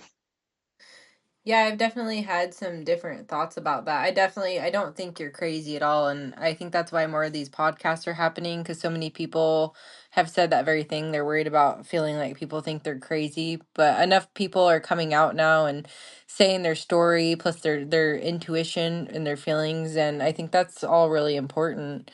And yeah, I don't know why. I feel like there's a lot more sightings lately because there's just so many stories flooding in, and I almost wonder, like you were saying, how you think they're all over. I think they're all over too, and if these things are possibly, paranormal, are they trying to stop something in the world that's about to happen? Are they trying to, Right. like, because one podcast said something about, oh, they can't stop nuclear war. And I'm thinking, I'm not saying that they can, but if these things are attracted to high energy places, like that place in Yeah. Rainier, Hmm. what kind of energy is, heightening in the world right now that they're heightened too? Like, Right. And I mean, nowadays there's all these weird drones, things going flying around in the, not that I want to be a drone thing or whatever, but, okay. And I didn't even want to say this thing either, but down at the coast where my girlfriend has their property, mm-hmm. we're down there looking, for meteorites because there was a meteorite shower going on that night. Right. So me, my girlfriend, and my roommate Jerry, he's in the other room right now. And I got such a scary story right now that I could tell you right now. And my friend's in the other room. He's out in the garage right now. And he could come in here, like I said, and repeat the same story word for word because there's no doubt about this stuff. We saw like a shooting star fly by, a shooting star they're there for a second and then they just disappear, they kind of Yeah. fade out. Okay. There was a big bright star that we seen that was floating around up there, and I kept saying it looks like it's almost blinking and moving around, right? And they're like, "No, Joey, I think it's a bright, bright star." So as this shooting star flies by, this great big huge star that I was looking at flies down and catches what's left of the shooting star, right? I mean, within like a light switch. I thought I was seeing tracers because I went from looking at that bright star to this shooting star. And so, like when you look away from something, when you're looking at a bright light and you look away, you still see the tracers when your eyes are closed. Yeah. And so I thought to myself, I just looked at that star and then I looked at this shooting star and I'm seeing it looked like it almost flew down and caught that star and then it flew really slow back up where it was, right? And I thought, man, I'm seeing things, I mean, it must have been tracers. And both of my friends, my friend Jerry, which is out in the garage now, and my girlfriend looked over and went, "Oh my God, did you just see that, Joey?" And I went, "Oh no." I said, "Yes, I did." And as the crow flies, we're only about 3 blocks from where I heard the two Bigfoots talking out loud. Oh, wow. Yes, so I think the bastards fly spaceships. I mean, my theory, I went through every kind of theory in my life and everything, but I'm a firm believer that they're capable of probably flying because of smart they are. But this is the craziest thing afterwards, right? After we saw this thing flying around in the sky, me and my girlfriend and Jerry on top of this mountain that we drove our brand new quads up there to check out these, the meteorites. All of a sudden, from below us, in the crotch of the canyon below us, where there's no roads, there's no any trails or nothing like that. It's all Scotch broom and about 7, 8 feet tall, and rocks and logs all laying over. And my girlfriend knows this property, like because it's her property. And she said, "Joey, what's that?" And I looked down, and here comes. I thought it was a helicopter flying from the bottom of the canyon up, looking for people growing weed and stuff because everybody always grows weed up there and everything. And I thought it's a helicopter coming up from the bottom, but I can't hear it. It's weird. Well, it had four great big lights on it that were parallel sideways, like 4 feet a piece, and there was like four of them, so it was like 16 feet wide, and it was flying right over the top of the Scotch room, and it wasn't making any noise, and it was going really slow. And these lights were so bright. When someone's aiming a flashlight right in your face, you put your hand up because it's in your eyes. Well, these weren't aiming at me. They were aiming directly at the ground. So whatever was flying over the top of the Scotch broom was looking at the ground, right? Because I was above it and I'm looking at it, and I'm looking at them lights are shining on the ground so bright I could see the Scotch broom like it was daytime, and I could see logs, rocks, deer trails. I could see all of this because I'm sitting way above this lights coming up the trail here. And my girlfriend says, "Oh my God, Joey, there's no trails down there. That thing is coming right up over the top of the Scotch room. What is it? What is it?" And I says, "I don't know, but we just got through seeing that spaceship up in the sky, right?" So I said, "I'm out of here," because it's like 11, 12 o'clock at night. So I jumped on my Polaris, and my buddy Jerry was supposed to jump on the back with me. And I said, "Get on, come on, we're leaving. There's something coming up right now." And Jerry says, "Well, and I'll save us." And he pretends like he's going to go drop his sweatpants, like he's going to, let him give him the probing or whatever. And I'm like, fine. So I left Jerry there. And luckily, my girlfriend picked him up on the way out because I didn't have no time for playing. Because after I seen the Bigfoot thing and that weird spaceship thing, and we're all it's right over the top of us. I mean, like, where the Bigfoot was and stuff was like in front of me, like, 4 or 5 blocks. But as this thing was happening over the top of us, it was right over the top of us. And then this other thing started coming up the canyon right next to us. And I thought, man, there's just so much weird action right here. This before, drones were even out, really. And this thing was a big, heavy duty, 16-foot wide, quiet thing coming right over the top of the Scotch room. And it's again, I thought, well, whatever this is, it's got, you might as well not pull a gun on this. I think they might be connected. I don't know. I wouldn't put nothing past it. That almost I'm not going to sounds swear like to it. yeah, that's really interesting story. That almost sounds like the stuff I've heard kind of in the Mount Adams area, which is Yeah. also, I mean, yeah, that's kind of far from there, but it's also not that far. It's, Oregon and versus Washington. I got a big old tattoo of a Bigfoot on my arm in the Nice. background, and then on the background there's a moon and there's a spaceship flying through there. Have you That's heard just goes to about show the you. have you heard about all the orb sightings that go along with Bigfoot at all? My mom swears up and down she was in Yam Hill riding her horses, and she said Joey out in the middle of nowhere she saw with little baby foot tracks that she said they were like a little tiny boys that were walking right through the sticker bushes, because they were riding horses up in the middle of nowhere, and she said they seen orbs all over the places up there and stuff. And I'm like, man, Really? mom, get out of there. I said that's probably Bigfoot. I said, I mean, she's like, Joey, it was weird because the tracks, they were just little tiny tracks, and she said they were walking right over stickers and stuff, and then they jumped and went right in the woods. I'm like, man, you know, That's interesting.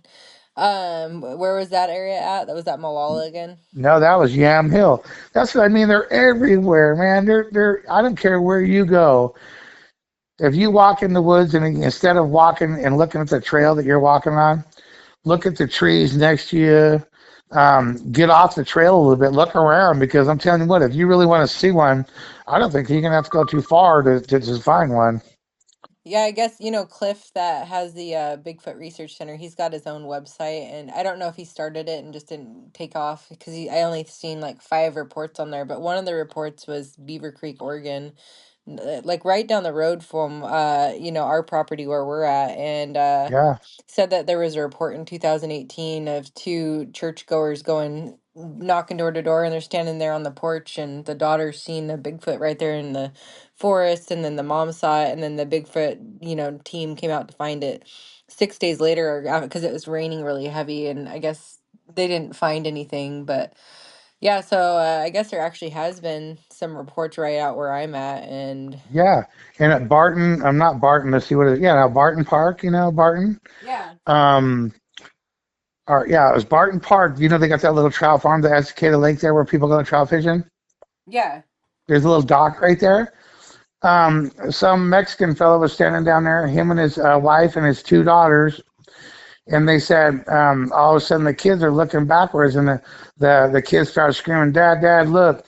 And he said he turned around, and he said there was a whole family of Sasquatch standing right behind him, up on like if you stand down on that little dock, you could see the trees that they were standing behind. They're only about 60 yards away from the dock there. But I mean, I go there all the time just because I'm fishing. I'm always out in the neighborhood, so I know right what they were talking about. But from right there, it goes right into that equestrian park. It's all horseback riding for miles back there. Who's to say what lives back there? yeah. That's pretty interesting. I've heard of Yeah. another report from the 1980s where there was a family of Bigfoot spotted in Estacada also. I have that on one of my stories, I think. A couple years ago, there was people driving down the Dalles, and they were right in the Dalles, and several people called up and said there's a Bigfoot standing on the side of the freeway. And so they went to that, what do you call that? Not Fish and Wildlife, but the ODOT, ODOT, where they got the, Yeah. they went to ODOT and they said, pull up your cameras, because you got cameras all along the freeway here, right? And they said, yes. They said, pull up your cameras at this time and date and see if there's anything standing there. And they said, well, the only thing we see standing there is about an 8 to 10 foot Sasquatch. And I mean, it was on the news. It was everywhere. I mean, that's a true thing. And then right after that, in Rainier, they got like it was snowing over there on their snow camera. They got a Bigfoot walking across the field over there. Oh And wow. within in the same week. If you find any of those old reports, that'd be cool to revisit. I've tried to look up some old ones that people have told me about, and sometimes they kind of get lost in the internet. Yeah. The loggers and the truck drivers, them are what truck drivers see everything, and they can never, stop fast enough to turn around and say, whoa, man, what was that? But you got to take people's word, I mean, millions of people now, are coming forward saying they see these things, and everybody can't be lying. And I know for a fact I'm not lying. And I think to everybody that doesn't believe me, like I said, I wish that I knew me a Bigfoot personally, because I would gladly take my non-believing buddies out there and say, hey, let's go mushrooming over here. And I'd take you just far enough away from the truck They would take you every last breath of your dying breath to climb to the car. I seen a comment one time. I had this thought today. I had this thought today driving home, and I seen a comment on one podcast, and anonymous guy saying that he's friends with some of them, mostly the female one. The males are aggressive, but the female he has like a friendship with, and he won't give out their location. But I kind of wondered today. I bet you that there's a lot of people, or a good handful, that actually have pictures and video, or they treat these things like they're pets, and they just don't want to tell anyone their location. Because Oh, I'm I sure of it because, you know yeah, I would do yeah, that. I'd I'm be like, sure of "Ugh, I don't want to tell anyone where my buddy, I'll name him Bob. I don't want to tell anyone about Bob, because like I had one guy I was that. talking about, oh, do you believe in Bigfoot and this and that. He's like, oh, I'd shoot him. I mean, and he was serious, and I go, what do you mean? I know people that are just like What's that wrong too, and with I'm like, you? you're an idiot. I go, but the I was people gonna are make saying it, it looks like a a person. right, I was gonna make a cartoon book for little kids, Bob the Bigfoot, right? Showing him taking his little kids to school with lunch boxes and shit, right? Yeah. Because I mean, it is. It's Bob the Bigfoot. They're humans too. I mean, they're Is that what you're uh, gonna name him? well, that's just yeah. That was going to be my book. I was going to because a friend of mine makes books for little kids, and Yeah. I thought, man, you should make Bob the Bigfoot and have a Bigfoot send his little kid to school, just like everybody else does with a lunchbox, getting ready to walk the school bus Oh and stuff, wow. Well, it's funny I came up with the name Bob. It just seemed like, and Bob Marley, Right. Bob Ross. Lots of How good did you Bobs ever out get there. into this? My brother, I don't know if you ever met my brother. He brought it up back in, I think, 2010 or 12. And I was working at a barber shop down there in Selwood, and he started sending me all these videos, and he's a pretty serious person, so I thought he was just like, messing with me, and I'm like, whatever. So I started watching all this stuff on YouTube, and now this is before AI. I saw all this stuff like 10, 12 years ago, and I go, maybe one is out there. And I started really digging into it. And when I was a kid, I was, really into like all the big cats, like mountain lions and lions in Africa, jaguars and leopards. And I told my teacher when I was a kid, and I go, hey, it looks like the continents used to fit together, and all these big cats are related. And she's like, not right now. And it's a religious school and all that, so they didn't teach a lot of that evolution stuff. But one day I was watching Netflix, and it's talking about the Pangea effect, and I was like so excited and angry at the same time. I was like, I knew it, because Right. I hadn't heard that theory this whole time. I don't know how, but it just never came up. And so I was always really, really big into animals and science and like all their connections, like species wise. And it never made sense to me how there's no apes in North America. Like that doesn't make any sense to me. And whenever you bring all that stuff up to people, they go, oh, well, they don't exist because where's the body? Where's the footage? And I'm like, but you're not hearing all the other science of like why they could be real. Right. And I've been out in the woods my whole life, like I said, and I've hunted. I found two coyote skulls, I think one little fox skull or something like that. And you don't find predators for one thing because they go hide, when they die. But I've only found a couple, like elk and deer, but you ain't gonna find no bear and stuff like that. I mean, no one even gonna, I heard they bury their own, and they probably do. Um, Well, that would like make I, sense because there is a couple that caught them on footage on YouTube. And what's weird is I can't find that original video. It's like YouTube scrubbed it. I found like a weird remake of it. And anyways, they're sitting there and they have two screens and they sound like these kind of old hillbillies. And she's like, "Look, Billy, do you see that screen?" He's like, "What is that?" And it's these just huge, like giant beings coming out. They look like really tall gorillas, and you just see them walking on this Old Faithful camera. Now, this is a 24-hour camera. I've been on there too, and I've seen live coyote and stuff. And they're filming it, and she jumps from one screen to another one. And right around that time, the forest rangers take the camera and they move it off of this family of Bigfoots. And I have a small portion of it saved on my phone. But the interesting thing is, this is before all that AI time, and it almost looked like they kind of had sort of like a ceremonial kind of energy about them. So, kind of to go back with what you're saying, I think that they do kind of have that mindset where they're kind of, tribal, ceremonial. yeah, yeah, they might be like like an ancient human, ancient Indian of some kind, or who knows? I mean, they everybody said they look like a gigantopithecus, or an ape or whatever. I Hmm. don't know because I haven't seen one, but I've never seen a monkey talk, but sound like a big Russian man. And to me, you can almost picture like what someone looks like by hearing their voice. I mean, you could kind of, like, oh, that sounds like a big guy or a beautiful lady, or and from what I heard, um, a terrifying beast is what that thing was. A big, huge beast that could speak a language, Well, a and monster. the Russian language is interesting because I probably am not the best at regurgitating anthropology, but at one point the Bering Strait used to be connected, which is Russia and America, or North America, and even at one point, a time I think during the winter time, it freezes over, and you could actually walk from here to Russia. And I think they say that's when people originally, like before the Native Americans came over here and then, descended down. And it would make sense if that's why they have them on different continents. And I was just watching a podcast with Jeff Meldrum, which is one of the biggest researchers out there. And he breaks everything down so it makes perfect sense. And he basically Yeah, says all that as well. And I guess there's a long history of Native Americans, working like alongside these things. And they, when the white man came over, they, as they tell it, they said, they warned him and said, yeah, you need to fear these things because they're not to be messed with. yeah.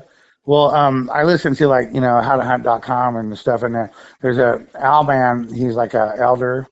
And Owlman said back in the days, the Indians and the Sasquatch used to trade back and forth with each other. He says, but the more that the Indians started talking to the white man, he said that the Sasquatch told them they weren't going to trade with him anymore because the white man is the only one that'll kill their brothers for money and food, and they're a disgrace. And he said that they got more honor than that. And I mean, you never know. You might want to believe some of them old Indians because they're not elders for nothing. Right. No, that definitely makes sense, especially the part where they're saying that these things could be paranormal and all that kind of stuff. That one documentary I'm going to send you, podcast with Henry Franzoni. He's talking about how, our military's been working with them for a long time, and which I was kind of led on to when I started reading some different reports about the military going in and finding these after like wildfires, like burn victims, and how they actually could speak their language Yes. and communicate with them because one of the Bigfoots was walking them into where his wife was burned or people at their camp. So yeah, and that could be why you have some of these, national forest where you can't go Yeah, I heard into.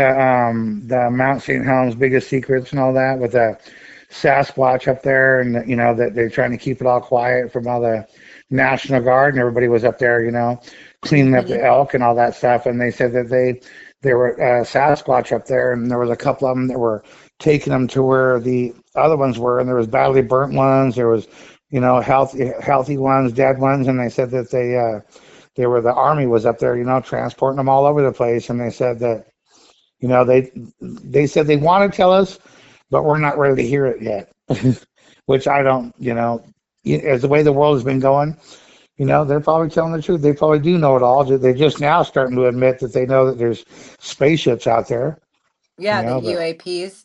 yeah, Yeah, you'll really yeah, like this podcast I'm going to send you from the Bigfoot Society because he really deep dives way more into all that stuff. Henry Franzoni did a lot of like lifelong work on all this stuff. So he's somebody I want to get his book and learn more about. yep. Oh yeah, man, I'll tell you, um, I love nothing more than to go up and go mushroom picking and go hunting. And every spot that I've ever went to, I thought, okay, well that spot's ruined now, so I can only go over here now. And then all of a sudden, I'll look over here and I'll see some kind of weird thing that's not right, and I'm like, what? It's like, man, I'm convinced that they're everywhere. They're just out there, just either people are closing up. The fires. We just had all these fires, Yeah. and I was thinking to myself, wow, what are they going to do with all these fires? I mean, most of their homes probably got burnt down or wherever they're hiding or whatever. And up in Colton and Malala, there's big patches of green, but are surrounded by nothing but burnt nothing. So I'm sure that if you was up there, you could pretty much narrow down if you wanted to hear something scream and scare you from the other side of the canyon. All you got to do is go down there and take that little Jeep trail that I was telling you about down in that bottom no man's land down there. And when you come out of there, you will be a knower. Well, yeah, and I think, when you're asking like how come I got into it, I think that's part of it, just because it would be really fascinating for there to just be more in life. Because, a lot of stuff for me personally doesn't always kind of make sense, like having to grow up with all the religion and everything. And I'm not knocking it Right. for anybody else, but for me, I just kind of always said that I don't know, that kind of just doesn't feel right. And, do we really understand science and space time as we know it? Because people always say stuff, oh yeah, the government, they're 20 years ahead of you. They're doing stuff you'll never imagine. And I go, okay, well, what would you never imagine? To me, it would be like being able to manipulate like space and time, kind of like that Stranger Things show. Did you ever watch that? Yeah, they're trying to say that now. They got scientists working on black holes and with the time Yeah, warp, and all that stuff. And they say they've got it about knocked out. They said they were throwing a GoPro on a fishing pole through these things to see what's on the other side. really. Yeah, yeah. Yeah, I But could see that being why they would. I could see them saying, "Oh, we don't want to tell people because we don't want them to hunt them." But I could see them really not wanting to tell people yet because they want to research them still and like learn yeah, what they can or preserve them because I've heard them like moving them off of one area onto like a safer BLM land or whatever the land you would consider that. and they said they have a kill team for them. I was looking at it, and they said I forgot the name of it, but the guy did a bunch of research, and he said, yeah, there's actually the military has a kill team for bad ones that are go rogue. That Yeah.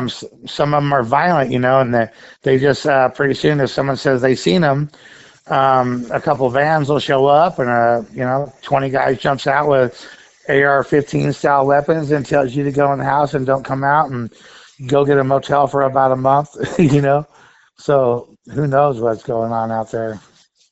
Yeah, I feel like I was just talking to someone about that. I swear I just heard that the other day. Kind of like if you get like a wolf that goes and kills a bunch of elk, they decide, okay, we got to take that one out. Yep, yep. So because I don't know if you ever listened to howtohunt.com with Steve Israel, but he's pretty much he saw one, and his grandpa saw one, so he started doing kind of the same thing you're doing there. And the people that are calling up and talking to him are just honest people that are got great true stories. And man, I mean, the guy is he's a cool guy, just like I think that you're cool because you're very knowledgeable on this stuff, and not very many women say, what you're saying is about, yeah, I believe in it, and Yeah, I, I it's like, appreciate that. yeah, it's because like I said, I feel a fool enough as it is, telling my friends with, hey man, I don't want to go up that trail right there because there's something up there, and that I don't really want to run across. They're like, oh, what, you scared of Bigfoot or something, Joey? I'm like, hell yes, I am.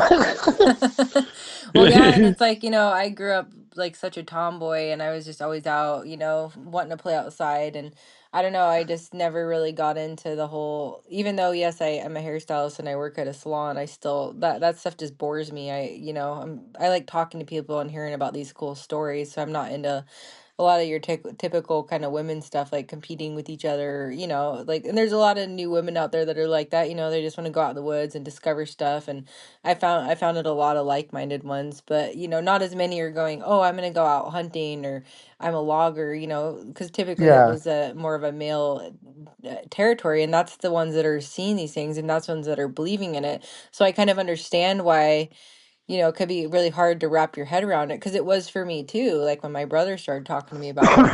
But there's no way that there's this many people that are coming out now. And, I interview people daily just by, the work I do in general. yeah. And so I What a great know, place to do that. Yeah, I mean, yeah. And it's uh, like, I know when people are saying something and they're kind of full of it. I pick up on that.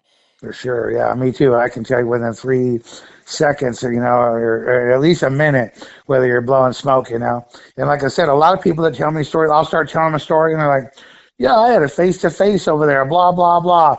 And when someone has a face to face to me, I need to look at you, and I need to, evaluate this because I've had so many encounters and never a face to face, and I've been close.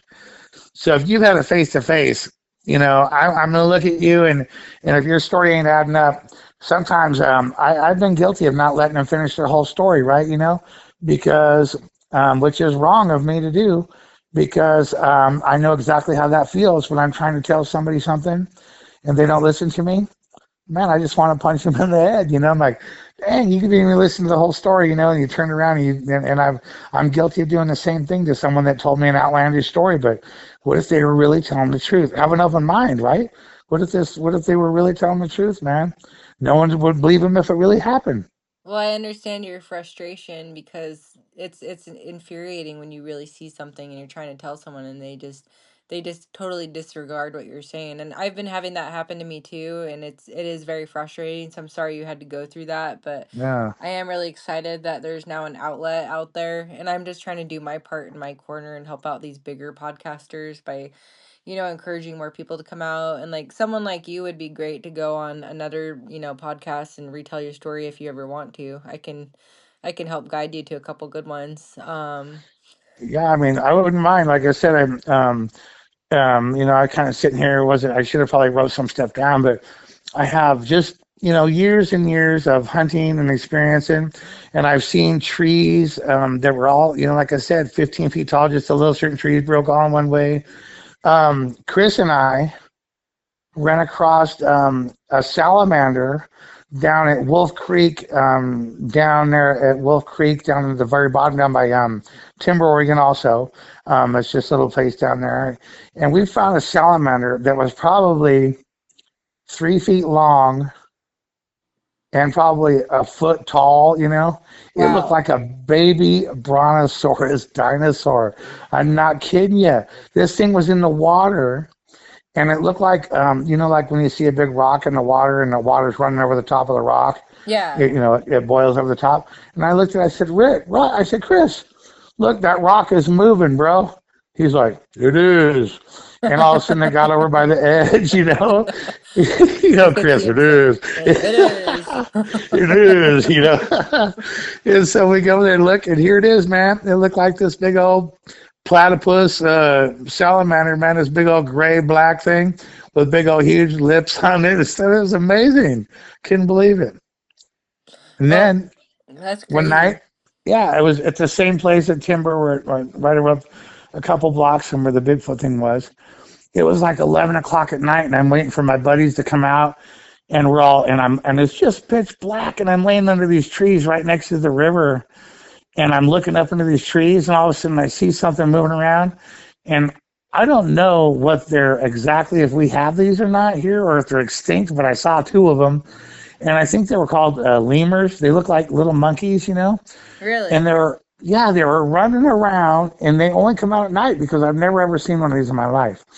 And they were running around in the trees above me, and I could see because the light of the moon was above them, and there wasn't a whole lot of leaves on the trees, and they were playing like tag. They were running around, chasing each other around on the tops of these trees, and they heard me because I said something, and they went over and they held each other and they hugged each other and looked around. Isn't that amazing? Huh, that's really crazy. It's like a Oregon like lemur kind of thing. Yes, yeah, they looked just like them. They had really long, skinny tails, like a monkey tail, that they What? could hold onto the tree with, That's and they were cool. like holding it with yeah, they were holding on with their hands and their feet and their tails, and they were just running around on the tops of these trees just like they were playing in the playground. And then I screamed for my buddies because I didn't know where they was because I got tired of waiting for them. And they ran over and grabbed each other and just held each other really quiet and just held each other. I thought, wow, they're intelligent, man. That's amazing. They're geniuses. Yeah, I'm looking But on there. It says there's ringtails. wow, maybe that's what it was. See, you must be on some kind of good site or something where you can tell what we got down there. But what Yeah, is I'm a really into. ringtail? They must. They look like a raccoon tail, but kind of like a monkey body. They kind of look like a lemur, like almost Huh? identical but smaller. They almost look like a sugar glider face.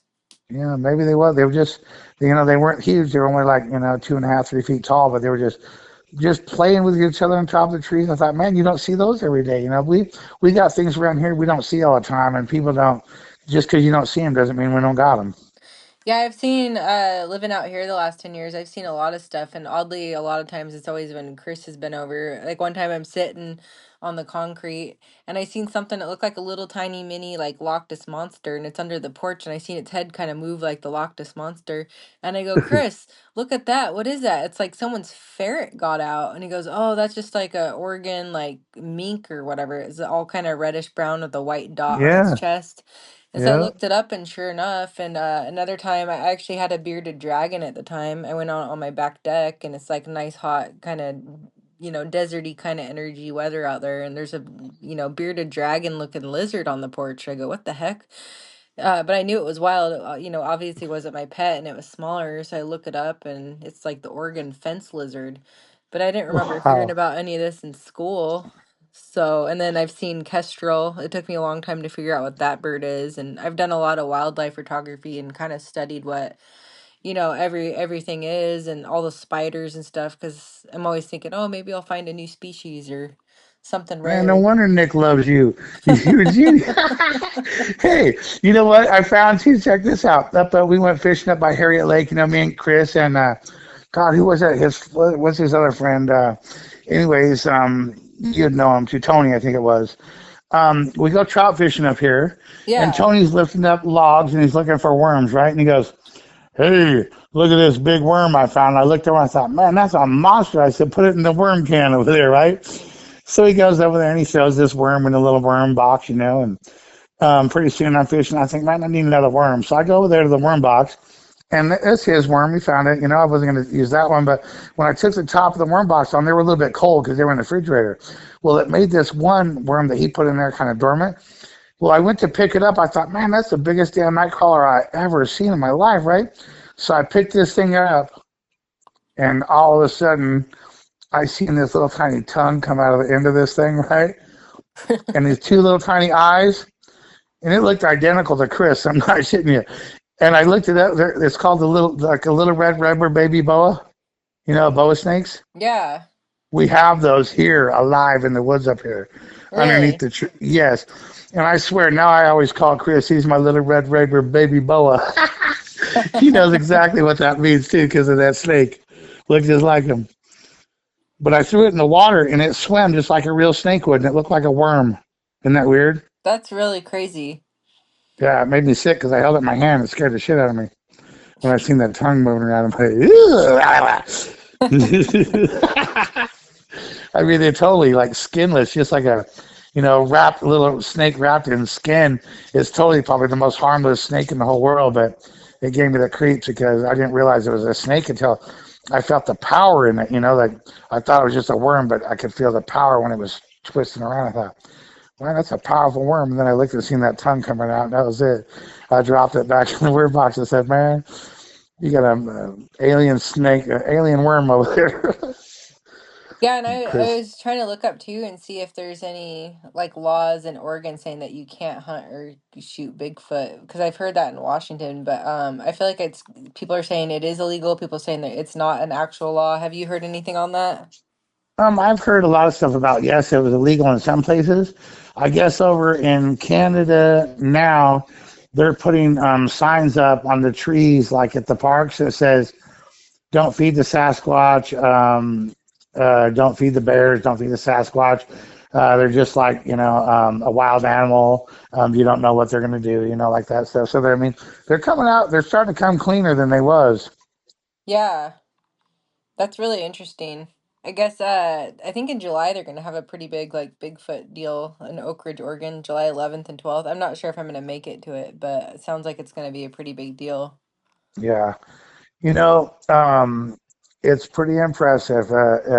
Like I said, people that know, they know. I mean, there's no doubt in my mind if a person with some serious backbone and any kind of a dignity. I mean, look at the people that are saying that they saw some. I mean, you got doctors and judges and nice, sweet old ladies, and stuff like that. So, and then hear me, I'm just an old hillbilly guy, but I would put my life on it. I mean, I guarantee you that I know for a fact that they're out there, and I wouldn't want to go out there with ill intentions for to Well, kill one for sure.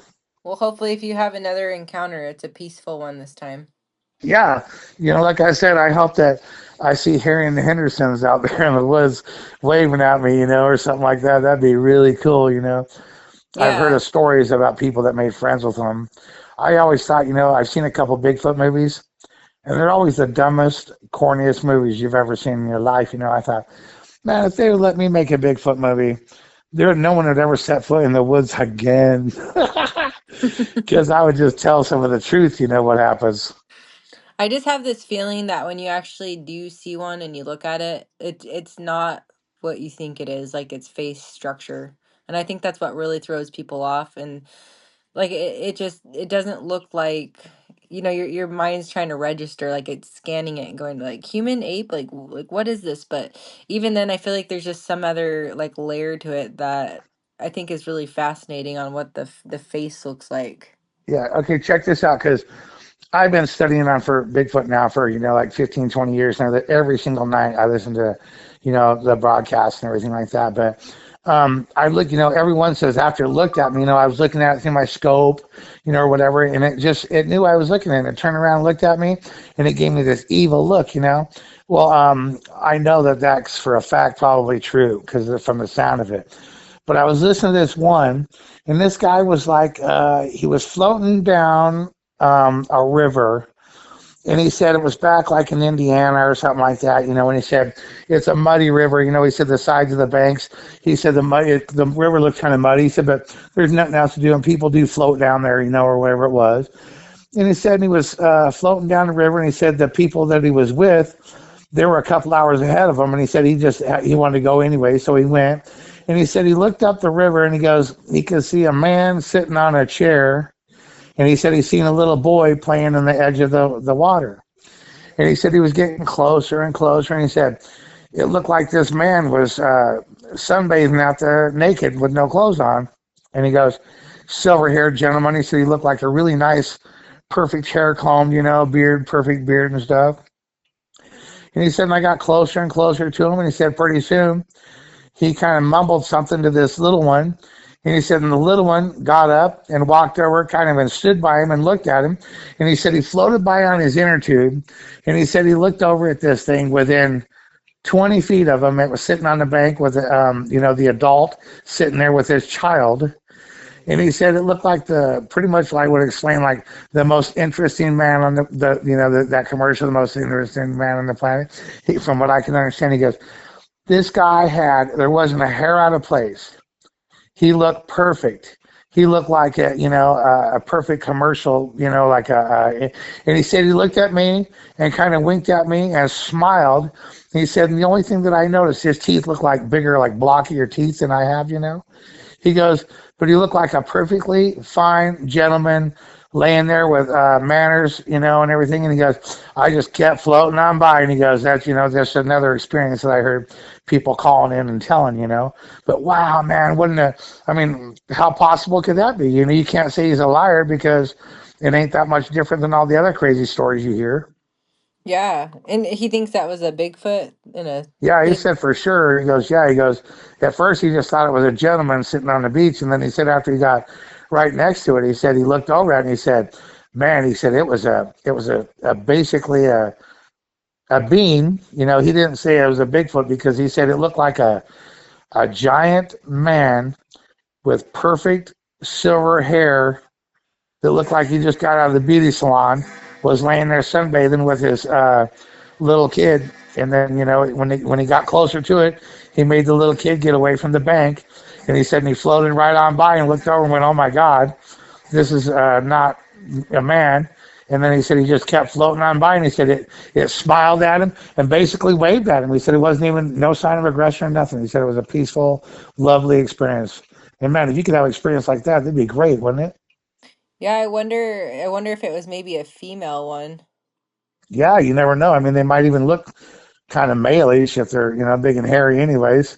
I've seen women that look like men. Oh yeah. Yeah, I mean, because you Yeah. just never know. And it's like if it's, the females are, averaging 7 to 9 feet, and if they're kind of being reported, and if it's being seen with offspring, that kind of makes me Yeah. kind of wonder if it could have even been. a female, but Yeah, maybe it was a young female laying there, and maybe the guy thought it looked like a perfect, a guy, but maybe, and I how don't could you know. tell the difference if it had the hair, like all over its body like that? Yeah. Yeah, a lot of people are saying kind of similar stuff, like, oh, it had hair all over its body, but like the face was bare and it had this ashy gray kind of skin, and Yeah, or the, oh, it was all black, or the, oh, it was kind of dark brown but with like a reddish tint. It's almost like they're different colors, almost like bears or, like I said, large cats kind of yeah, thing. you get a brown and gray and a few white ones, but I've heard some great stories, like from all the guys when they first started their podcast, and I've heard all the stories, and I've kind of weeded out the ones that I don't listen to, and I do listen to. I like Jeff Meldrum. He's a great doctor, and he does Yeah. the fingerprints and the dermal ridges and all that action. David Politis, the FBI guy, Okay. he does a lot of Clackamas County and Mount Hood missing people, 411 missing. Oh, okay. Yeah, that's pretty impressive. You talk about finding whole groups of people that are missing. They can find all their tents and everything's there, but they can't find any people. And they're like, where are these people going? You've heard of the tier of or the what is the freeway of tears or whatever in Vancouver?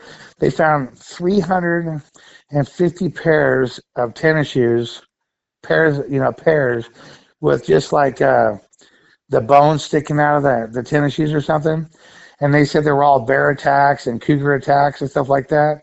But all the people around there said no, no. They said, these things are sighted everywhere on every corner. Almost people are seeing these things. Huh. That's crazy. Yeah.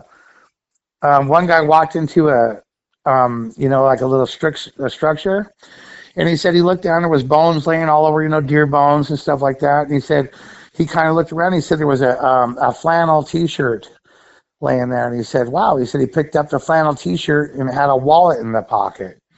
And he thought, "Wow, that's kind of weird. Is the T-shirt's all tore up, and there's a wallet in their pocket? It must be a murder or something like that." So he called the cops, and the cops all came out there and said, "Can you take us up there?" He said, "Yeah, I'll walk in there." And when he walked him in there, the guy says, "Okay." He says that he left the wallet and stuff over there. He said it's right there. And the guy came out and he said, "There's no wallet there." He said, "Nothing. There's nothing in there." He says, "You go home now. You didn't see anything." And he said, "I told the guy." He says, "Man, what are you guys trying to pull here?" He said, "Something's crazy is going on here." And he said, "There's a dead body or something." And he said, "Now you guys are telling me I didn't even see nothing." He goes, "You guys are full of shit." And they basically told him to get out or they were going to arrest him. And he said, about a month later, he was in a little store, and he said that game warden came in, the one that was out on the spot. And he said, he went, looked over and he said, "Hey man, how's it going?" And he goes, "Hey buddy," he goes, "I'm sorry that we treated you like that one day, but we were under strict orders to tell you to get the heck out of there because there was something going on." He said, "Yeah, you found a wallet and there was definitely a murder going on, but it wasn't your average murder. It was something, we were investigating that and you couldn't be around." And so, they cover that shit up every time they get a hold of it. Excuse my That's language. crazy. Yeah.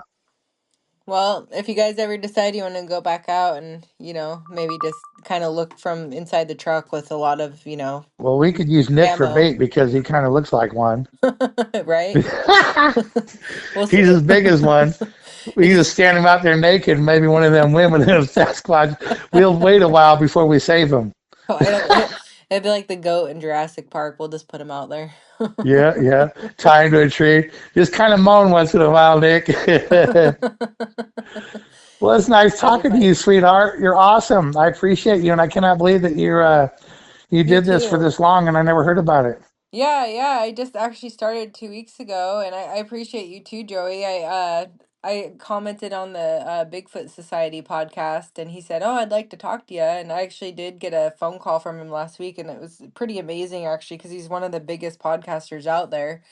And that just really made my week, I have to tell you. But yeah, he said it's really important what I'm doing, and just to keep going to get these kind of local stories here, because he's over in Iowa. And I said, man, I would like dream to be over in that kind of region where all the sightings are. And I said, okay. So it's something I've always been interested in, and I wanted to tell him about the stories I've been hearing. So I figured, well, why don't I just start recording them and then share them that way. So that's kind of what got that started. Yeah. And you know what else is crazy as shit? My friend's been telling me, he lives over here. He's a millionaire. He's got several time millionaire. He's an older guy. He's in his late 60s or barely early 70s. But he said he owns a bunch of property out Redland Road up here, There's Mm-hmm. a whole canyon on the river, the river. He owns the whole river there. And he said, Joe, he goes, I seen something one night on the way home. He said that I don't know what it was. And he said, I couldn't tell you what it was. He said, because never seen one before. He goes, but this thing hopped out in front of my car over by kind of by the, what's that, the Colton store? Not the Colton store. You know the store by your guys' house? The little, it's, God, what is that store That right Red there? Barn. Um, Oh, it's the store closer to going towards Malala a little bit, from your guys' place. There's that little four-way right there where there's that little store in the corner. But anyways, he said he was right across the street and he just went past that by the cow field. He said, and this thing jumped across the road, Joe. He said in front of me with two leaps. And he said, and it landed on this side of the fence. He said, and I slammed on my brakes. And he goes, I looked over at this thing and he said, I swear this thing looked exactly like a kangaroo with a deer head on it. And he said, and it jumped over the fence, which was, only 15 feet off the road. And he said, and it just sit there and looked at me on the other side of the fence. He goes, I sit there and looked at it for a little bit.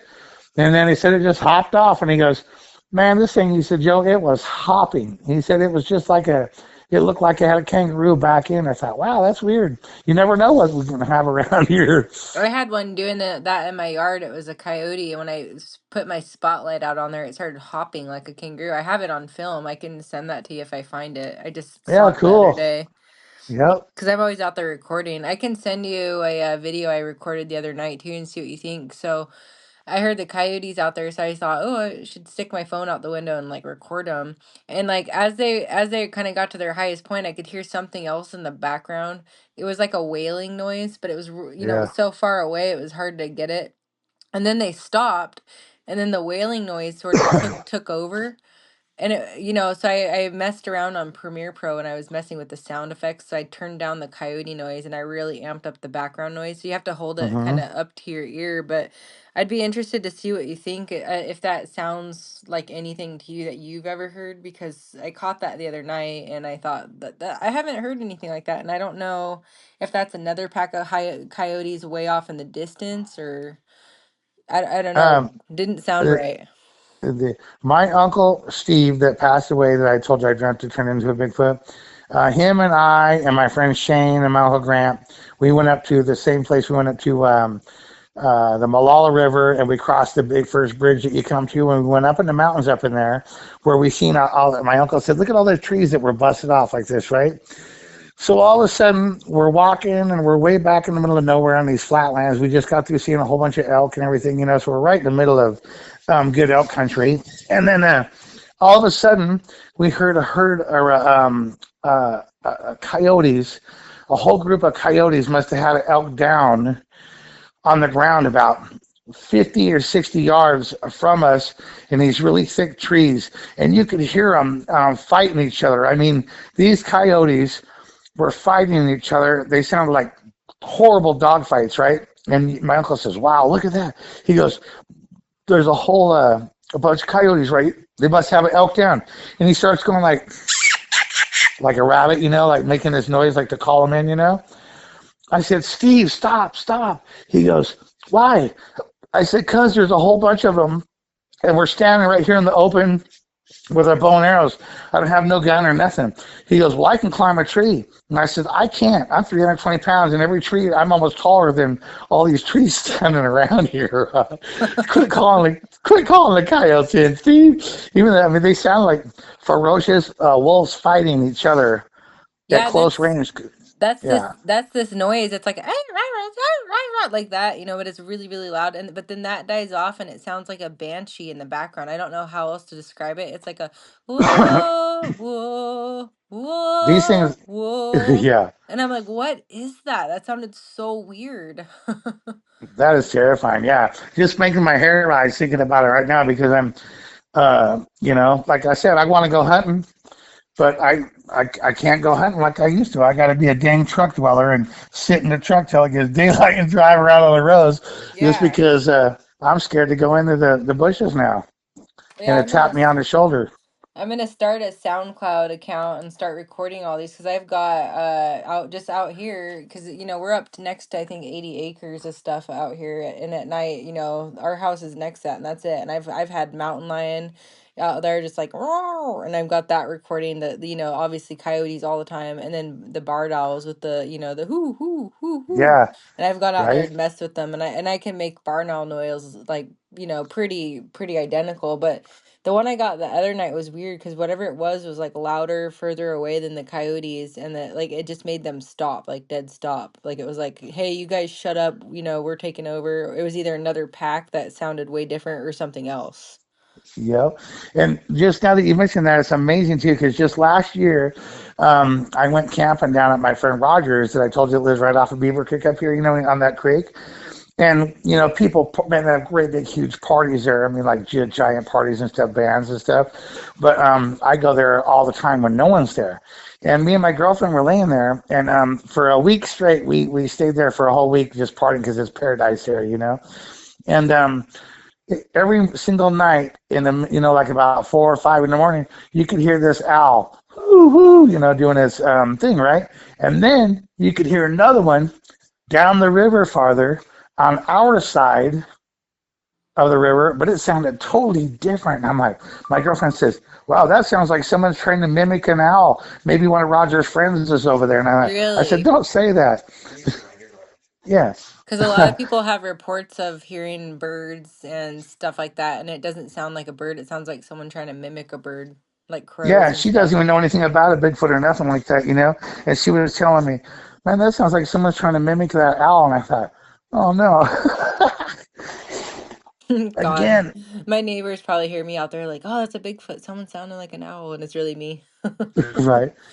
But no, that is interesting because I've heard, yeah, like there was one report, and this is before I was doing my podcast that I met this guy, and I'm hoping I'll run into him again at some point. But he was saying that they're up there on that kind of Tumala, previously Squaw Mountain over by Lottie Flats area, and he was up there with his friends camping and he went off by himself to collect firewood and his friends after a little while came running to find him and they go yeah are you all right what's going on like screaming at him and he goes I'm fine what's up and they're like oh yeah we heard you scream and help me and he's like I'm not screaming so he went back over to where they were and sure enough he could hear it too and so they respond to whatever's saying help me and it won't respond back to them and they said it was Wow. like a big meadow and it was snowing out and there was no tracks going up in there so there's no way like a person could have gone up in there so they Uh, said it was like a Bigfoot and it was like mimicking a person.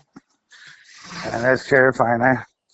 Yeah. I'm sure they can do whatever they want because, like I said, they it almost sounded human, but way bigger and deeper. Yeah, and I've heard that, they have a bigger lung set, so they're able to make those roars and stuff. And there's one report where a guy basically is saying, yeah, he thinks that it killed this girl he was dating and hanging out with because they saw one off a lake and its roar was so intense that, she died of a heart attack like 2 months later and it was so traumatizing. Yeah, well, I'm So, still scared. yeah. Right? Well, I mean, that's terrible because, like I said, I'm really like I love to go hunting and all that stuff, but it's like grizzly bear hunting with no gun. have you done a lot of successful hunts over the time, like gotten a lot of elk or bear or Yeah, I've gotten more deer than I could even mention, and I've gotten several everything. I mean, I've hunted and lived on the sloughs and shot my whole life, and the last thing that I would ever be scared of is anything in the woods that I ever thought of. But I didn't know that we had monsters out there. yeah, that's crazy. Yeah, that is crazy. Well, thank you so much for being on the podcast. And if you want to be back on again later, if you think of anything or your mom wants to be on, that'd be really cool to chat with Cool. you And again. I do have a couple of friends, like I said, this lady that I know at the park. Okay. She is amazing because she does the search and rescue for years, and she was a lineman. And she said, Joe, she says, I know more about Sasquatch. And she goes, I just don't talk about it either because just as you, she said, you already know, no one believes you or anything. She said, but she says, oh yeah, they're out there. And she goes, every time I go where she goes, this one spot, she goes, I know they're out there. She goes, they're in the trees and they're just out there watching me. And she said, I just do my thing and I'm not scared anymore. She goes, I used to be scared because I used to hear them and they used to make sure I heard them. She said, but now they make sure. And she goes, it's kind of satisfying knowing that they're there because she's a real spiritual, person like that. And if that's what you believe in, you got to go with your flow. Absolutely. Yeah, Yeah. if she'd like to chat, that'd be really cool. She could be anonymous. We don't have to say any like locations or anything. If she wants, that's totally fine. And if not, I understand that too. But it's always fun to you talk to other people, especially spiritual ones, because I'm all about that. Yeah. Yeah. I just met a shaman, probably about 3 weeks ago, and he gave me these really cool beads. He just traveled the whole world, and he Oh said, wow. yeah, he said, Joe, he said, because he's this old Indian guy, and I recognize him just from being cool. I like old people, and so I Yeah. seen this old Indian, and he had his old van that was all covered with stickers, and whenever I started talking to him, I said, "Hey man, what's up?" And he goes, "Hey man," he goes, "I just traveled the whole world." He goes, he goes, "I went all over." He goes, "I went where God was born." He goes, I stood on the same rocks, and all this stuff. And he goes, "I took these rocks here," and he goes, "I make necklaces, a couple of necklaces, and he got some really cool jewelry, that he makes and all that stuff." And then I said, "Yeah," I said, I said, "Do you believe in Sasquatch?" He goes, "Oh yeah," and he started telling me all this stuff, and I'm like, you know, um, the people that know, they just know. There's no doubt about it. I listen to everybody that's got something important to say because, um, Well, you ought to check out that. That's a really cool story. You ought to check out that Bigfoot Society on YouTube. I'm gonna send you that video. He's got different playlists, but I keep recommending the Oregon one to everybody because I'm kind of a fan of the local ones. And he's got every state on there. It looks like like two here, three there. But Oregon, he's got like 159 stories. I think that might be the most out of every state, wow, and they're really good stories too, like yours. I mean, really good ones. yeah. And like I said, I'm before when we've cruising around, I've noticed stick breaks and stuff like that, but never before have I even thought about for real. I mean, like, is this for real, a Bigfoot? And then Yeah. after I seen a couple of those things, it just, whoa, dude, that's Bigfoot. Well, in a lot of these podcasts, people are like they're like, yeah, no, like it walked out in front of me. I actually saw it, and they're describing what it looked like and lots of stories, and those are my favorite ones. And I that's know. really cool. I love those too. They said, yeah, I was like sitting there and I heard it, in the bushes, and all of a sudden they just walked out, looked over at me, and they just kind of gave me the meanest look you ever seen, in your life. It scared the shit out of me, and I'm like, well, it didn't even have to see me to scare me. Mm-hmm. Yeah, exactly. That's kind of the I don't look know I what got I'd do from if that I seen one. one. If I saw one and no one believed me that I saw one after I really saw it, uh, I would do something about it because, well, you heard that lady right now. She's suing Washington or something like that for she had a Bigfoot encounter Okay. and they didn't believe her, so she's suing them. Really? Yes, it's going on right now. It's a lawsuit going on right now because she's saying, "How dare you not? You calling me a liar? How dare you call me a liar when I just seen this monster and I was out with my little child and this thing is dangerous and you guys are saying it doesn't exist when it does exist. You're putting people's lives in dangers." Really? Yeah, If you find yeah, any information on that, you should send it to me because that's pretty fascinating. yeah. I'll try. You probably even could look that up on Google. You know what I'm saying? Is there a Sure. woman suing the state right now, for Sasquatch sighting? Because, Hmm. yeah, I just heard the whole deal on howtohunt.com with Steve. Steve, that guy's amazing too. I'm He gonna don't care what definitely anybody. check that out. That sounds like a really cool, a Yeah, cool new do it. lead to check out. I'll have to find it on there then. Yes. Yeah, and like I said, it's awesome. I appreciate you. If you ever hear anything new or something cool around here too, let me know. And me, you, Nick, and Crystal, man, we'll go make a roundup and go check it out. Yeah, I was thinking kind of going up in some of those areas we mentioned that are already kind of in the local area and just kind of, go take a look around. I think people are, if it's a daytime thing, it sounds like you're kind of seeing them 100 yards off, and you just have to really look into the trees, and you see a shadow kind of move in and poking behind the trees. Otherwise, if it's at night, I guess they kind of come as You a don't giant threat. I'm gonna tell you right now, you do not ever in your whole entire life want to see one of these at night. No, I don't either. No, no. No, It's no, like no, they're no. two different. It's like the one that had coffee and the one that didn't. Yeah, yeah, yeah. Never in my whole entire life, you see something today from a distance, you can figure out which way to run away from the thing. If one of Uh-huh. these things jumps out in front of you at nighttime, you're probably just going to pass out and die right there. Yeah, it sounds like the more aggressive ones are at night, but maybe I'm wrong, and it just seems like the ones during the day, people are like, yep, it just kind of kept walking, didn't pay me any attention, and then the night ones are like, oh, it tried to kill me, I was in my tent, it was like, the whole earth was moving, and I'm like, okay, that's not the one I want to see.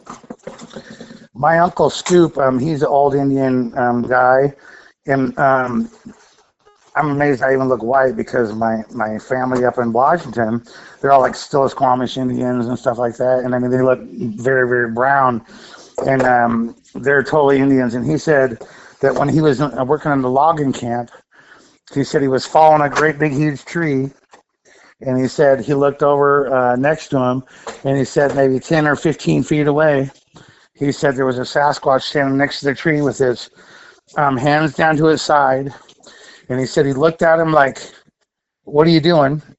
He watched him just chop the tree down.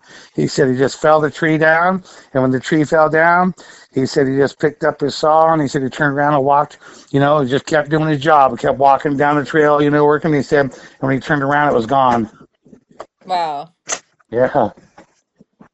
See, there's so many people that have stories, that are not lying. Yeah, the one that came across, Claudia Ackley. Sorry, my dog's in the background being all whiny. He's like, I want to be on your podcast. But yeah, it says this is in California and that she believes in Bigfoot, and she's been dealing with a lot of harassment and anxiety, and she's suing the Fish and Wildlife to get them to acknowledge that it's a real species. But I'll have to Oh, that ignore must it. be the one. Yeah, Maybe that looks that's like it could be it. That might be the one. I just heard about like I said on howtohunt.com. He's like, yeah, there's a lady actually suing because, they don't believe her ass, and like he knows for a fact because he saw one, and he's like, yeah, I mean, he tries to tell people too. The people that don't listen, he said, are just idiots. Yeah. Well, hopefully they come out soon and admit it, in our lifetime, because I'd like to know. I know, I would too. I'd like to be able to say "I told you so" to a bunch of these idiots that make me feel like like an idiot because they don't believe me. I'm like, dude, why would I lie? You think I'm lying? Why would you think that I told you that I heard these things in the bushes over here screaming? And I'm like, I love to go hunting over there, and You I'm never know, gonna walk over there again. what's gonna happen? Just like the UAPs, all of a sudden, all those people like disappear. Like I never said they weren't real. Uh-huh. Yeah, Sure. right. That's at least how I see it playing out. Like all of a sudden you start asking people, and all of a sudden everyone's like, "Oh no, it's totally a thing now." I'm like, "Wait, Yeah, what?" they're ever one moved over there in Bob's old house.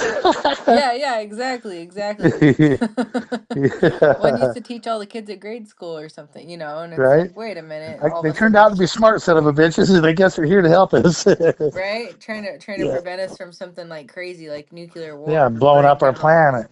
Yeah, I'm Yeah. like, what are they trying to warn us from? Because that was like that dream I had of that one. It was almost like it was trying to warn me, like it was just staring at me. It was like it wasn't like angry at me, but it was like angry. It was just like angry about something, and I was just, something's going on with them. Yeah, and it was so strange for me too to have that dream about my uncle Steve turned into this really cool. Remember that, gosh, that Fred Meyer's commercial with that kind of that big looking Bigfoot, he's kind of a teddy bear looking thing, bow, bow, bow, whatever. And I just remember Steve coming around the corner in this big old Bigfoot body, and he's kind of dancing around, going, "Wow, Joe, look at this cool body they gave me, man! I can do anything. Look how strong I am." I thought, "Wow, they gave him a Bigfoot body." That was a total dream, That's interesting. I mean, there could be something to that. right? There could be some because I kept telling in my dream. I said, "Steve, you're dead. You know, you're dead. This can't be true." And he said, "No, I'm not." The same thing happened in my dream about my grandma.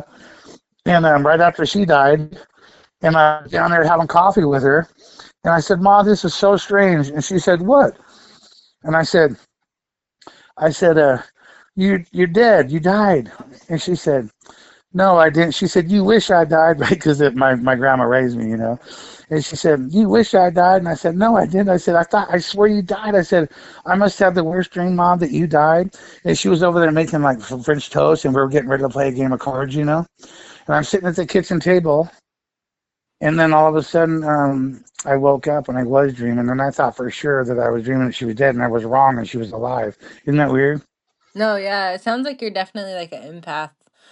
It sounds like you're able to like channel a lot of energy because I have a lot of dreams like that also. Like, let me ask you a question. When you have dreams about these people, are they talking with their lips or is it more telepathic? Well, when I seen my uncle coming around the corner with a Bigfoot, it was totally his facial expressions. I mean, he looked so happy. He was just, wow, look at this. You know, I mean, it was like, it wasn't telepathic, which I do believe that they can do telepathic, you know, and all this action. Mm-hmm. But from what I saw there, it was totally animated. And, you know, he Okay. was just totally. And when I was talking to my grandma, the same thing. I could watch her cooking, and she was in her little, you know, she always wore one of them little aprons and everything, you know. And she was like, "Ah, you wish I was dead," because she was just like one of us, you know. She was funny as shit and everything, you know. And we were joking around about her being dead, and I'm like, "Maybe you're dead." And she's like, "No, I'm not." Blah blah blah. You just wish I was. No, I was like, "Wow, I thought you were dead." And I was so sad, Mom. And all of a sudden, I was so happy because she was alive. And then all of a sudden, I woke up and she was gone. So I was like, twice it hurt me. Oh, Yeah, that's interesting. dreams Sometimes are I think, real. yeah, I know. And sometimes I think that all this energy, like, if Bigfoots are paranormal or able to do magic and stuff, I think that humans are able to maybe not do the hopping through black holes thing, but I think we definitely are like more of a lower level frequency. Like it's like radio waves and they're like such a higher level frequency. And I think if they could tell us anything, my guess would be that they'd say you guys are just operating at such a low frequency, even though you guys think you're so smart, you can build things out of metal and wood and stuff, but you still can't spiritually move around. Yeah. Yeah. I'm a believer that you know, so many people said that they've seen them like coming through a black hole, and like half of them, you know, like from the waist down, they could from the top up, they could see them disappearing, you know, like going into something. And who knows what they, you know, they might be able to jump in and out of realms or whatever, you know, and Hmm. maybe that's why they don't find their dead bodies and all that stuff. But no matter what, I know that they're real, whether they're realm jumping or tree jumping. I almost wonder if there's two different kind of species. Like you have some that are sort of here in this space and time, and some that are kind of more realm jumpers, or because I kind of just Yeah, seems like there's some stories that seem like they're more physical and some that they're not. I don't know. yeah. Yeah, and that's what the guy on HowToHunt.com, you know, the Round Table of Knowledge, he said he don't think that they're here full times. He said, you know, so many people have said that all of a sudden they come over a hill and they see a Sasquatch just standing there looking up or looking around like, you know, like it just landed there and it doesn't know where to go or what to do. And then as soon as it sees them, it takes off running, you know, and they said it doesn't really have a direction. It doesn't really know, right? And they Yeah. said that so many people have said the same thing that maybe they're getting dropped off here and, you know, they have to make the best of it, you know. maybe they're here to get maybe they're here to mind. You know what I was thinking is after I seen that shooting star and that one star chase down a shooting star, right? I'm thinking, you know what them are doing? Um they're mining what do you call those meteorites, because you know how expensive meteorites are. Hmm. Okay, they're like $10,000 a gram. Okay, then all of a sudden a shooting star, a big old huge star comes down and snags a meteorite. Maybe they're using them for fuel or something, you know. I mean, they need them for something probably, because I saw it with my own two eyes. I've had that thought before too, but like about gold, like maybe the price of gold's so expensive, but it really has some like energy element to it. Yep. And like, people mining gold, it's, I always thought just like a fun thought. Like I just came up with it in my own head. But what if some other beings out there wanted us to get it? Yeah. But, Yep. well, I gotta let the dog out. He's getting super whiny. Okay, sweetheart. It was really nice talking to you. I appreciate you. All right, you too, Tell, Joey, and then I'll get tell this Nick I said podcast hi. up. I will, and I'm gonna get this podcast up, and then I'll send it to you when it's all done and everything, and I'll send you a few things over your way too. Okay, every once in a while, send something to me because I like to keep up on it too, and I'll pass whatever I hear. All right, yeah, let me know if you hear anything as well, and definitely keep in touch. I appreciate you. Okay, my friend. You have a wonderful night. All right, you too. Okay, Bye bye. bye bye.